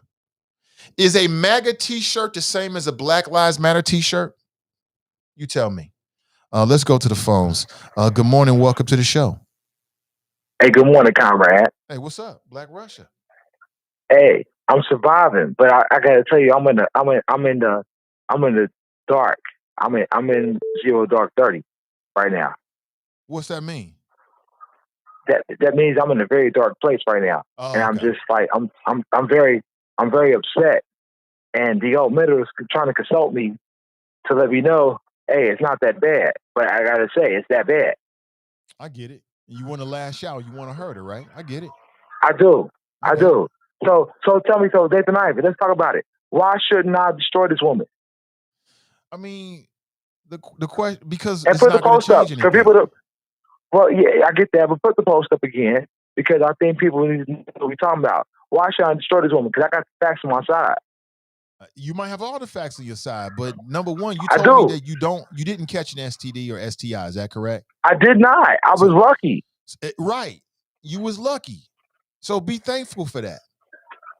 That would have been much worse. So but Nathan aside Ivey, from your feelings, you're right. Right. That would have been much worse. What you're dealing with right now is probably hurt pride, hurt feelings, being betrayed, things like that. I get it. But all that's going to pass away. And so you going after her on social media is not going to change anything. It's not. Look, I'm not trying to change anything. What I'm trying to do is vindicate myself. You understand that? Like, vindication is the easiest thing that guys can do out here. Because right now, if you ask all these women out here who are making $20,000, $30,000, $40,000 a year, they want a high value guy who's making $80,000, $90,000, $100,000. Like, I'm a full game. I'm a hitman. I get cash pay me for that. I got a woman who I would say 8 out of 10, and she violated. And so, like, now, and I love this woman. And, I mean, Nathan, I hate to use your show as a platform, but you have to talk me off a ledge, bro. Why should I show mercy in this moment? Because she got my kid, I get it, but why should I show mercy? I got the facts on my side, bro. People can produce a test for me. I think, and again, I don't know anything, but I think in general, and this is about you. I'm telling you what's going on, bro. You say you don't know nothing, but I'm telling you. I hear you, but I still got to say that because I haven't got to hear anything from the other side. I get that, but you got a number, though. You got a number, though. 638-7035. Yeah, Anybody call put it. a number out there. But listen, it's what already I would out say there. for you is, part of recovery is forgiveness. And if you hold on to this for her, you're going to be stuck dealing with this, man. You don't want to deal with this. Let her deal with that. I'm stuck, Nathan. I'm stuck, you bro. You just found I'm out, stuck. so it's brand new. You're going to be stuck in your feelings for a little while, but this too shall pass. What I'm saying is did y'all have a good relationship before you found this out? Yeah. This is my woman, bro. I love her. I'm saying it right now on the air. Eric O'Hara, I love you. I want this to work out, but I can't let you assassinate my character. I have to defend myself. I love this woman. I think maybe, have you got a chance to talk with her? She don't want to talk. She want to just accuse. Okay. Are y'all broken up? Does she want to be broken up? DOA. She probably got another dude on deck. I'm okay with that. I'm just saying, like, I will vindicate myself one way or the other. In the eyes of who? In the eyes of society and social media. Society don't care enough, man. Society don't care. You think people don't care? You don't think people care about a guy getting played? We always hear about the woman getting played. You don't think people care about the guy getting played? No. I'm talking about I'm here for the drama now. I mean, the juice of the drama. I'm here for the drama too. That's what I'm talking to you. In terms of you feeling vindicated, it doesn't matter what I think or anybody in the chop shop thinks, man. I'm not here for that, right? I'm not here for that. I'm here to put on the streets. I'm here for the streets. That's it. I think you want to hurt her. because she hurt you. I do. That's Absolutely. what it is. But what I'm saying is, hurting her is really hurting you. Just move on. How? Just move on. I'm gonna move on regardless. There's 3 to 1 women out here. Right. I'm gonna find me a lady who want to get down. All right, that ain't the problem. Were you good to her? Yes. I mean, for real though, you was for real good to her. Hey, Nathan Ivy, I know your government name. I could just call it out, but I ain't gonna do that. I'm telling you, bro, man to man, yes, I was good to her. Now I wasn't at my best, but I was doing good enough that half the Negroes out here in these streets who these women claim they want to marry. Then just walk away. I will. But I'm saying right now, on air, that I'm going to execute her publicly because she tried to come and mess with my money. And that's just what it is, comrade. And look, I hear you, man. Greg Lenz was next. Now, we're going to switch subjects. Greg Lenz was next. Laura Mitchell got executed because she's a piss poor. Look, if Laura Mitchell was my mom, I would be ashamed of her. You know why? Because she let a kid down on watch. She let a kid what? She let a kid down on watch. What kid? And she defended it. She was assistant superintendent. You want to play? She wasn't a superintendent, okay, but she was number 2, number 3 in charge. She's been in Cincinnati Public for 27 years. You want to tell me she don't know what happened to Gabriel Tay? Taye? She's been in the system. She wasn't the superintendent, but she was assistant. I don't even blame Mary Ronan. I blame the principal of the school. She's on the lawsuit. They're on the lawsuit. That's fine. But they're at the top. All right? And people probably informed them, look, my son is getting bullied. Please do something about it. That's why I got the litigation, bro, because she was warned. And she was assistant superintendent. She became superintendent, and she still ignored it. And she perpetuated the lie, bro. Me and my mom, Deborah Grass, and I'll shout her whole name out. We watched this in horror. We know Mary Ronan was in charge. And guess what the school board did? They named the building after her. Didn't they? They did. So don't tell me anything about Mary Ronan or Laura Mitchell. They're two of the same, just different hues. I'll holler at you, comrade, but Laura Mitchell got blood on her hands. Get her the fuck out of here. All right, brother. Take it easy, man. That's he and his feelings, man. I empathize with him, man. I've been there before. I know what it's like. Everybody's been cheated on. It's not a good feeling. As a man, it's not a good feeling. But you know what I would say to you is that life's too short to get caught up in somebody else's stuff. Like, I'm a big believer that if you're good to somebody and they cheat on you and they lie to you, that means that they got some issues. Not that you have some issues. They may have some issues with them, but it's never what you do, but how it's done. You know what I'm saying? Like, you can be in a relationship with somebody and be disappointed and dissatisfied and not cheat. Like, it would be more integrity just to leave the relationship and tell her I ain't happy no more than to act like you cool, stay in a relationship and cheat. But what I would say generally, man, is all that vindictiveness and stuff you talking about, man, it's not going to change anything, bro. What's done is done, if in fact that's what went down. If I were you, I would just focus on me. I would focus on me. I would forgive her. And I would forgive her because you want to let go of that negativity, man. You can hold on that shit. You'll be in a little bitty ball for months and months and months talking about why did she do it and what happened and all this. You don't want to be doing all of that. Life's too short, man. The worst thing you can do, the worst punishment you can actually give to somebody when they betray you in a relationship is to walk away. That's the worst thing you can do. Because if you was good to somebody, there are so many men out here that'll prey on women, dog women out, play women out, use women, and you was good to her, she'll run into that. And then she'll know. And then you'll be on to something better and new. So that's what I would say, man. Don't hold on to somebody else's BS. Live your life. Go get busy. You know, all the stuff you was talking about that you was going to do when you was with her, go do that. That's it. All right, let me go to the phones again. Good morning. Welcome to the show. What's up, Nate? Hey, what's up, Minister? Hey, to back up the story a little bit, that I seen that video. of the girl that got pulled over. Uh-huh. Oh yeah, I was almost in that situation. I was always in that situation, Nate. I was living in I went to college at Kentucky Christian University, right in Grayson, Kentucky. I got pulled over in Maysville one time. Yep, pulled over in Maysville. The officer said, "Get out of the car. Can you get out of the car, please?" It brought me flashbacks, Nate. And the sad part is, I said, and I asked him why, and then he say, "Oh, your tail light." So okay, and it was like kind of like in the evening, the sun going down type stuff. So I feel she needs to stop talking. My parents said you don't talk worth of nothing. That's what you do. You don't talk. Yeah, get processed. We got the family lawyer on deck. Don't talk. She did too much talking, mate. And then I seen that she did. Oh, you intoxicated? Don't fall for that okie doke. She just fell for the okie doke, and that's what happened to her. You been drinking? Yeah, I had a drink. Come on now. That's ridiculous. Right. That's why, like I said, Nate, I said about what I said on this. This is why some of the black people is moving out of the police force. You get what I'm saying? This is why. And then on top of that too, other thing, I seen that I heard about that, to talk about that, but you already beat me to it. Yeah, those Oklahoma kids, Black Lives Matter t-shirts and stuff like that, which is, I don't find no problem with it. Why not?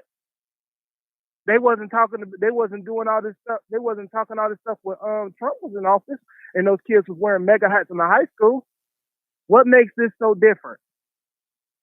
That's what I want to know. What makes this so different that now it comes to, first of all, as Black Lives Matter, we did so much as a black people, and we rised up for us as black people.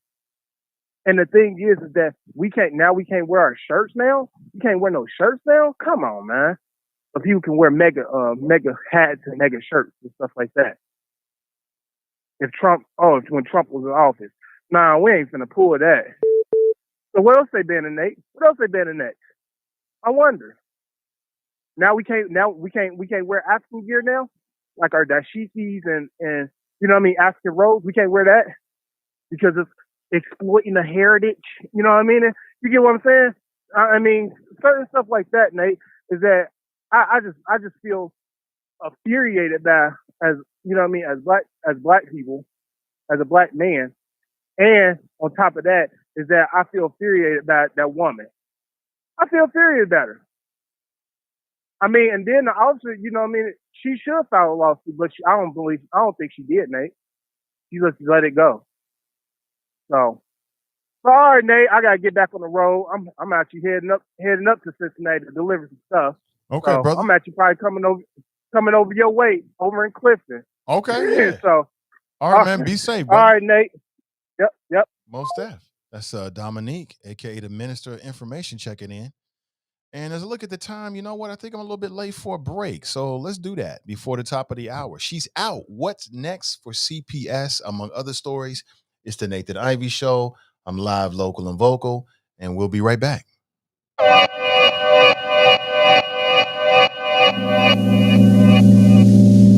I ran away from heartbreak.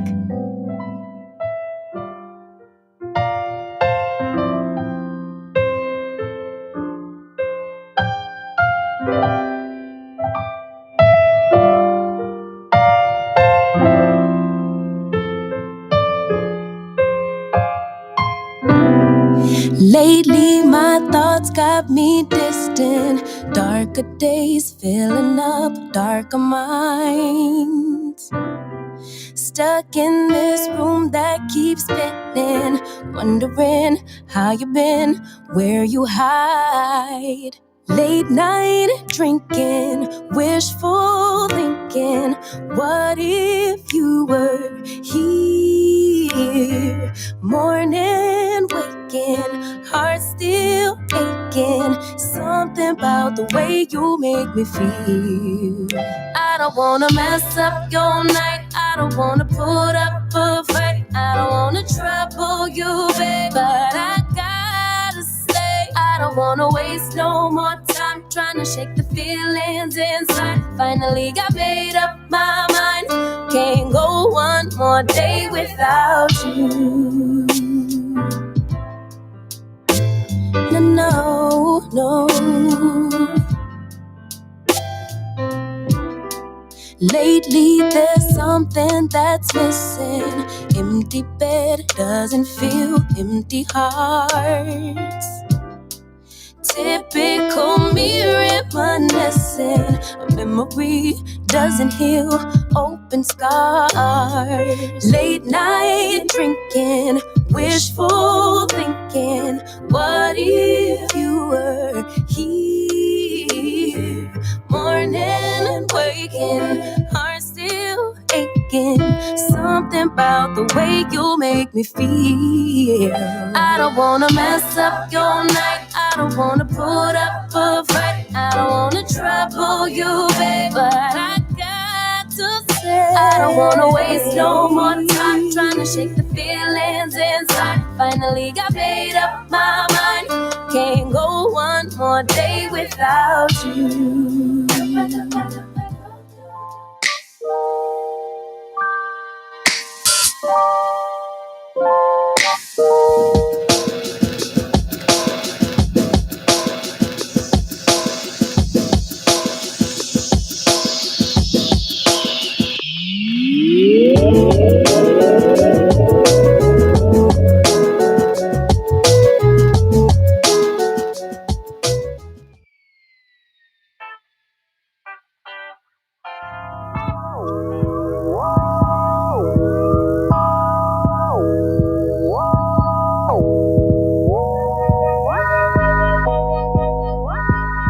All right, good morning, everybody. Welcome back. Great to be with you. A beautiful Tuesday morning in the Drag Queen City. Good morning, good morning, good morning. I am back. Stepped away for a second. Okay. Let's see, Mr. Call me back. I'll put you straight on. Good morning, everybody. 513-873. Let me throw the number up there. So, call in. There we go. There we go. So what's your plans for the day? What's the big plans for Tuesday? Who's got something exciting going on? Please share with us so we can be motivated. It's a beautiful Tuesday. Immediately following the show, I'm hitting the road for a good 90 minutes. Got to get it in every single day. And then I'll be back to take care of some work stuff. Good morning to you. Good morning, good morning, good morning. I'm on Twitter. I would tell you to follow me on IG, but again, Facebook's been effing with me, man. I've been saying it for too long, but you can follow Sin Digital Media on IG, CINDIGITAL Media. I'm on Instagram. I post a little bit, but my account's been frozen or something. I don't know. Brent writes, on the real, men get hurt too in relationships, but how you react towards other persons will show your true character, especially if there are children involved. Now, you're right about that, man. Men cry in the dark. Men can have pain. We feel pain, all that kind of stuff. Being cheated on can have a huge impact on a man. And you can feel a certain way about yourself or her or whatever in a situation for a while. Again, I've been there. We've all been cheated on. We've all cheated. Did it all. It's all part of being human. But, I would just say that I wouldn't focus on the other person. You might be hurt. You might want to embarrass her. But at the end of the day, it's not going to mean anything. Because from the public, like outside of your friends, we don't know who did what. So people aren't going to take sides and say, oh, you right, she wrong. And even if they do, so what? What's done is done. What I would ask myself is this. Do you still want to be with her? If you still want to be with her, then talk with her and figure out why, if in fact she cheated, she did. I would start right there and then make your decisions after that. That's just me. Let's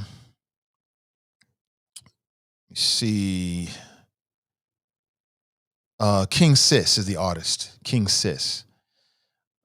Jack writes, pain sounds incoherent sometimes, and some people think just saying it will make it disappear, and it won't. All that time together has to be repurposed. I understand. Like, we really good at talking about women's feelings when they get cheated on. We really terrible about talking about men's feelings when they get cheated on. It's like, you a man, just button it up, just deal with it. No, I mean, you can hear Black Russia's really in his feelings about it. But the good thing is he said he didn't catch no STDs. That's number one. Because if we call it STD, then we go to DEFCON 3. And depending on which STD or STI, is DEFCON 4. If there's no sexually transmitted diseases, then you're just talking about feelings and emotions and nothing that's going to impact your health in the long term. It's just how you feel about her, how you feel about what you learn. And you can get over that.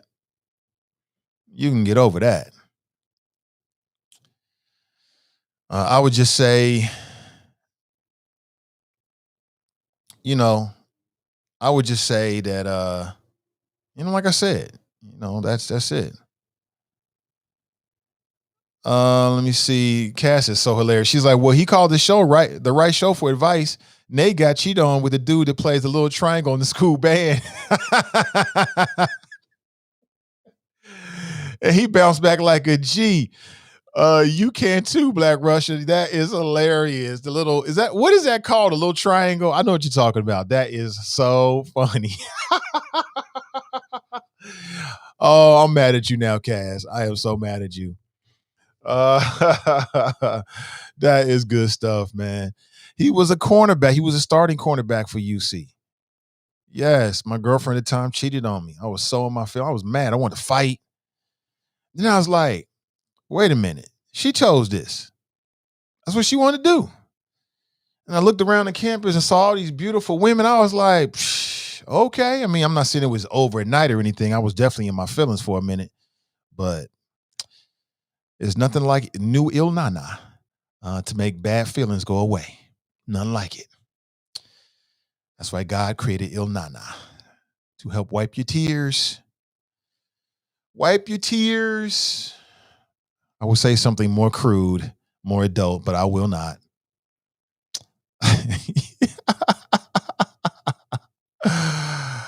Oh, man. Jericho writes nonsense. It's just that, nonsense, unless she calls with her part of the story, give it up. I agree. Carolyn writes, something ain't sounding right, Nate. You need to check on him off the air. Yeah, he in his feelings. That's what I heard. He's in his feelings. He's in his feelings about it. So again, I'm sympathetic. I'm very empathetic. I have a lot of empathy for people around me, for people in general. So I understand. I've been there. Trust me, I already know. It can be. Then as a man, your ego get involved. Was he better than me? Was he bigger than me? Did he hit it right? Did she come more? All that shit goes through a man's head. That's just normal stuff. But all that stuff you'll get through, man. Focus on you. Wake up in the morning and do what you like. Work out your body. Step your game up in whatever your game is. And that's it. That's all you can do. This shit's hard to do. And also play Brian McKnight and Eric Benet. Eric Benet's got some of the best music for men that's been dogged out by women. Eric Benet's got like 3 or 4 songs, maybe 4 or 5 songs that are great for those kind of moods. Eric Benet, Brian McKnight, you'll be okay. And Netflix, you'll be okay. I didn't say the yak. I didn't say that. Jack writes, she is, speaking of Laura Mitchell, going on to a better place with good pay before this dumb city kills her spirit. I hope so. Akeem writes, men cry in the dark, but Black Russia crying in the car right now. See, he might be, man. Daniela writes, cheating is a part of being human. Yeah, making all those kind of mistakes in relationships. My opinion, yeah, it's all a part of it. I've been on both sides of the equation. Ain't no sense in lying. Just being 100 about it. You know what I'm saying? Like, and again, I look at cheating differently, but I definitely had a girlfriend in college, and she and another girl's on the side, most definitely, for sure. Wasn't gonna do nothing different. I was 20 in college. Faithful. We can act like that. And obviously she was doing her thing too. So, I mean, looking back, I don't have no problems about, no hard feelings about whatever, man. It's all a life experience. Daniela writes, ask yourself, why are you putting this private matter on their show? Because he wants to use this show as a tool for revenge, which I'm not going to have. We ain't doing that. I ain't picking no sides. But, you know, if his experience can be a soundboard for other people, we can have a larger conversation. I'm all about that. Daniela writes, women don't cheat. That's right. Black women don't cheat, huh? Okay. All right. You gonna stick to that story, huh? Okay. We know that's false, but okay. Natasha writes, on this beautiful Tuesday, I'll be out with my team collecting signatures for my city council run. If anyone's willing to help, I greatly appreciate it. Natasha Mitchell for city council. Natasha, we got to catch up. Hit me with a DM so I have your contact information. And as we get closer and we're doing city council interviews, you already know. Let me see. Digital media might be black owned, but it's still the white man's platform. That is why they mess with you, Nathan Ivey. I'm just saying. You're right about that. Facebook is certainly the white man's platform, no doubt about that. I have no control over it, and they be stopping shit and doing all kind of shit all the time. I don't know if it's that. I mean, we you know, compared to some of these bigger outfits, we just getting started. We small potatoes compared to them, but you know, people got all kind of ways of doing stuff these days. So who knows? Who knows? Jerica writes, getting under another woman doesn't fix a broken heart. You have to deal with it. Hurt people. Keep that crazy to yourself. Yeah, that's not true. That's not true. I don't agree. I disagree with you. You know, if from a man standpoint, you good to a woman, she cheat on you, you got to deal with that stuff. You got to deal with internally. But finding somebody new to spend your time with is a great way to start moving on. I didn't say get married, because now you're in the rebound. That's the wrong person to marry. But having somebody new to take your time off and make you feel good about yourself and all that. I'm just saying. Donnie writes, oh, wow. I might have been too graphic this morning. I'm just being honest with you. TNT writes, focus on washing your sheets, Black Russia, LOL. Now, you know TNT ain't got no, she ain't got no shorts for you, bro. She ain't giving you no grace whatsoever. You already know. Crystal writes, what did I miss? Donnie writes, I'm not agreeing, Nate. Everyone doesn't cheat. It's not a part of being human. You're right. You're right. Everyone doesn't cheat. I agree with you. But in my opinion, being cheated on or cheating on somebody is all a part of human relationships. You know, it's gonna happen. It could happen. It's gonna happen, especially when you're younger. Them college age years, come on now. All bets is off. All bets is off. 100%. But it also depends on, you know, the individual. You know what I'm saying? If you're a dude and you don't have a lot of options, yeah, shit, you Mr. Monogamous. If you're a dude and you got a lot of options, I ain't gonna be able to do that. It's not gonna happen. It's not happening. Let me see. Her job is to protect the child. He is not considering his child at all. That's definitely a fact. That's why I said you heard what I told him. No, don't be doing all of that. It's not going to give you what you think it's going to give you. Like, you might get a little bit of petty satisfaction out of it, but it's no. Donnie writes, so go use another woman to get over the hurt. I mean, on some level, you saying it so, I don't know. It's just something about the way you type that, Donnie, that it just makes it sound so wrong. But in a sense, yeah. Not to the detriment, but in the sense of like having somebody to take your mind off of that. Yeah. And women do it all the time. I'm just advocating that that's what men do. I'll say it again. Fellas, you find yourself, you good to a woman. You good to her. You sacrifice to her. You being monogamous to her. She play you for another dude. You in your feelings now. Your heart is hurt. Your pride is hurt. You like, damn, this dude must be better than me on some levels or whatever. You know how that stuff, your ego messes with you as a man. The first thing you got to do is start going inside and fix yourself. And if you can find something soft and pretty that you want to be around to take your mind off of that, to make you feel good as a man, absolutely. I'm not saying abuse her. I'm not for that at all. But help you take somebody to go to the movies with or talk with or whatever you're doing with to help you take your mind off your pain. Hell yeah. That's what people are for. Crystal writes, I'll catch the rebroadcast. Okay. Rachel writes, this show is clearly opinions and not sound counsel. Find a professional. I agree with you 100% on that. You're right about that. Anthony writes, Facebook is going crazy right now, right? Is going crazy, right? Because they are under fire by politicians on all sides. They are trying to show they can self-regulate before the government steps in. Correctamundo, Anthony. That's a part of this as well. You're right about that. They are. You're right. Taylor writes, cheating is a character flaw. I agree with you. It is. You know, if I could do things over again, I just would have did things differently. You know what I'm saying? But I did get to a point like that. I got to a point where I'm like, listen, I'm single. I'm single with you. I'm single with you. I'm single with you. We all single. Do whatever you're doing. I'm doing whatever I'm doing. It's just, I just found out was a much better way of interacting with people. So I would agree with you. Like, you really don't have to cheat. You could just leave the relationship and then go do what you want to do. You know what I'm saying? I agree with you. I agree with that.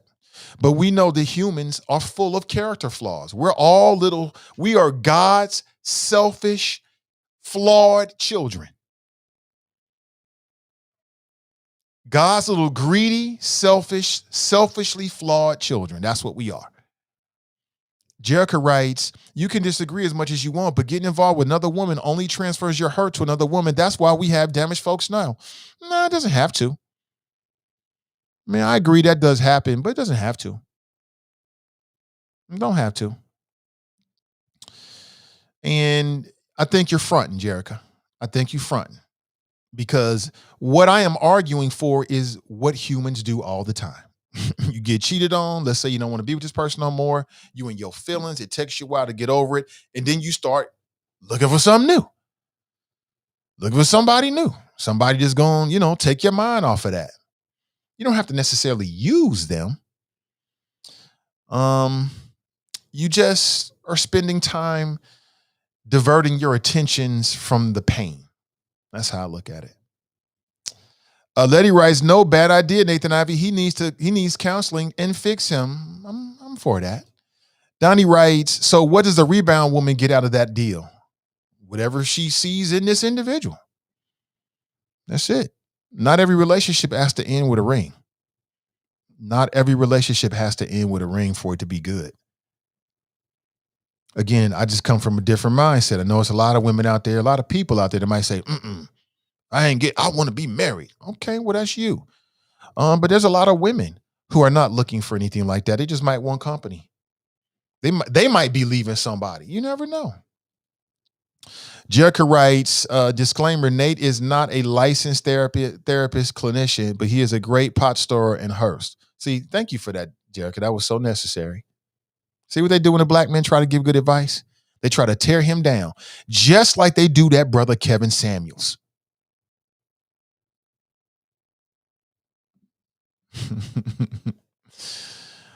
Dwayne writes, Nate, I think you were clear. Move on dating, but don't rush marriage. A date is simply not a commitment. Right. I was very clear. But, sometimes women hear things differently than men.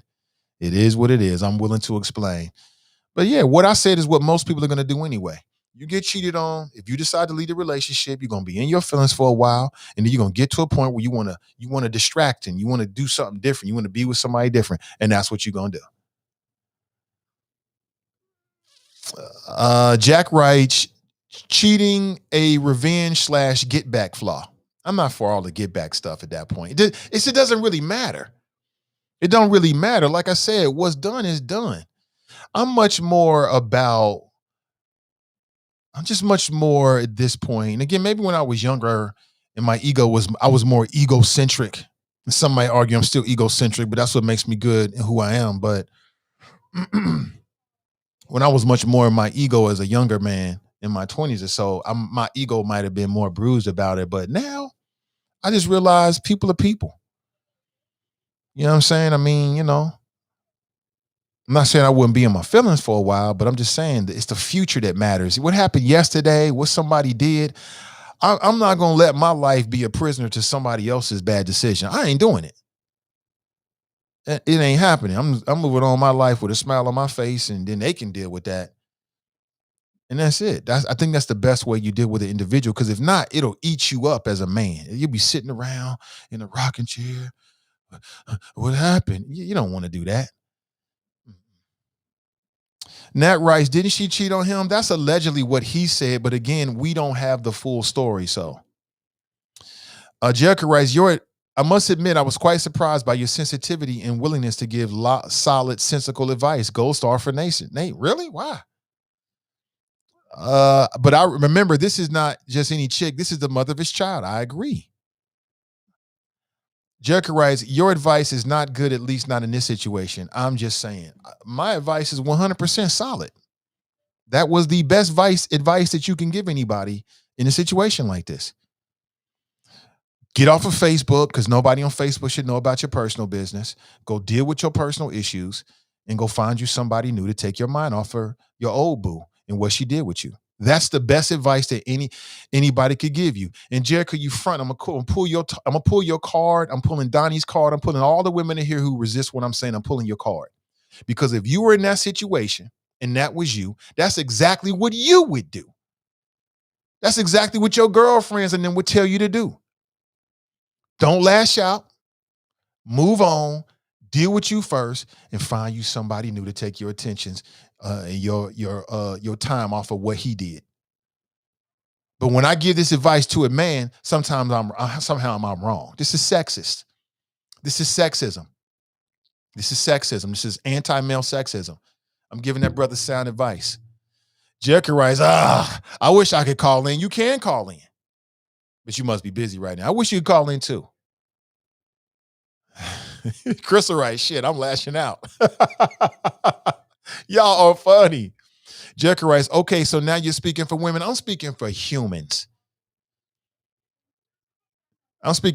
Jericho. Stop fronting. The advice I gave Black Russia is the same advice that your girlfriends would give you if you was in his situation. And you would do it.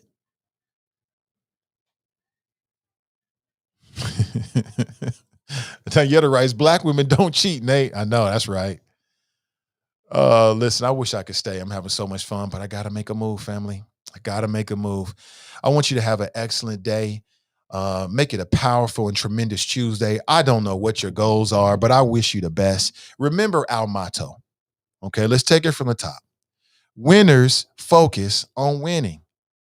Losers focus on winners. So stay focused and stay winning, and we'll talk real soon. Until next time, I'm out.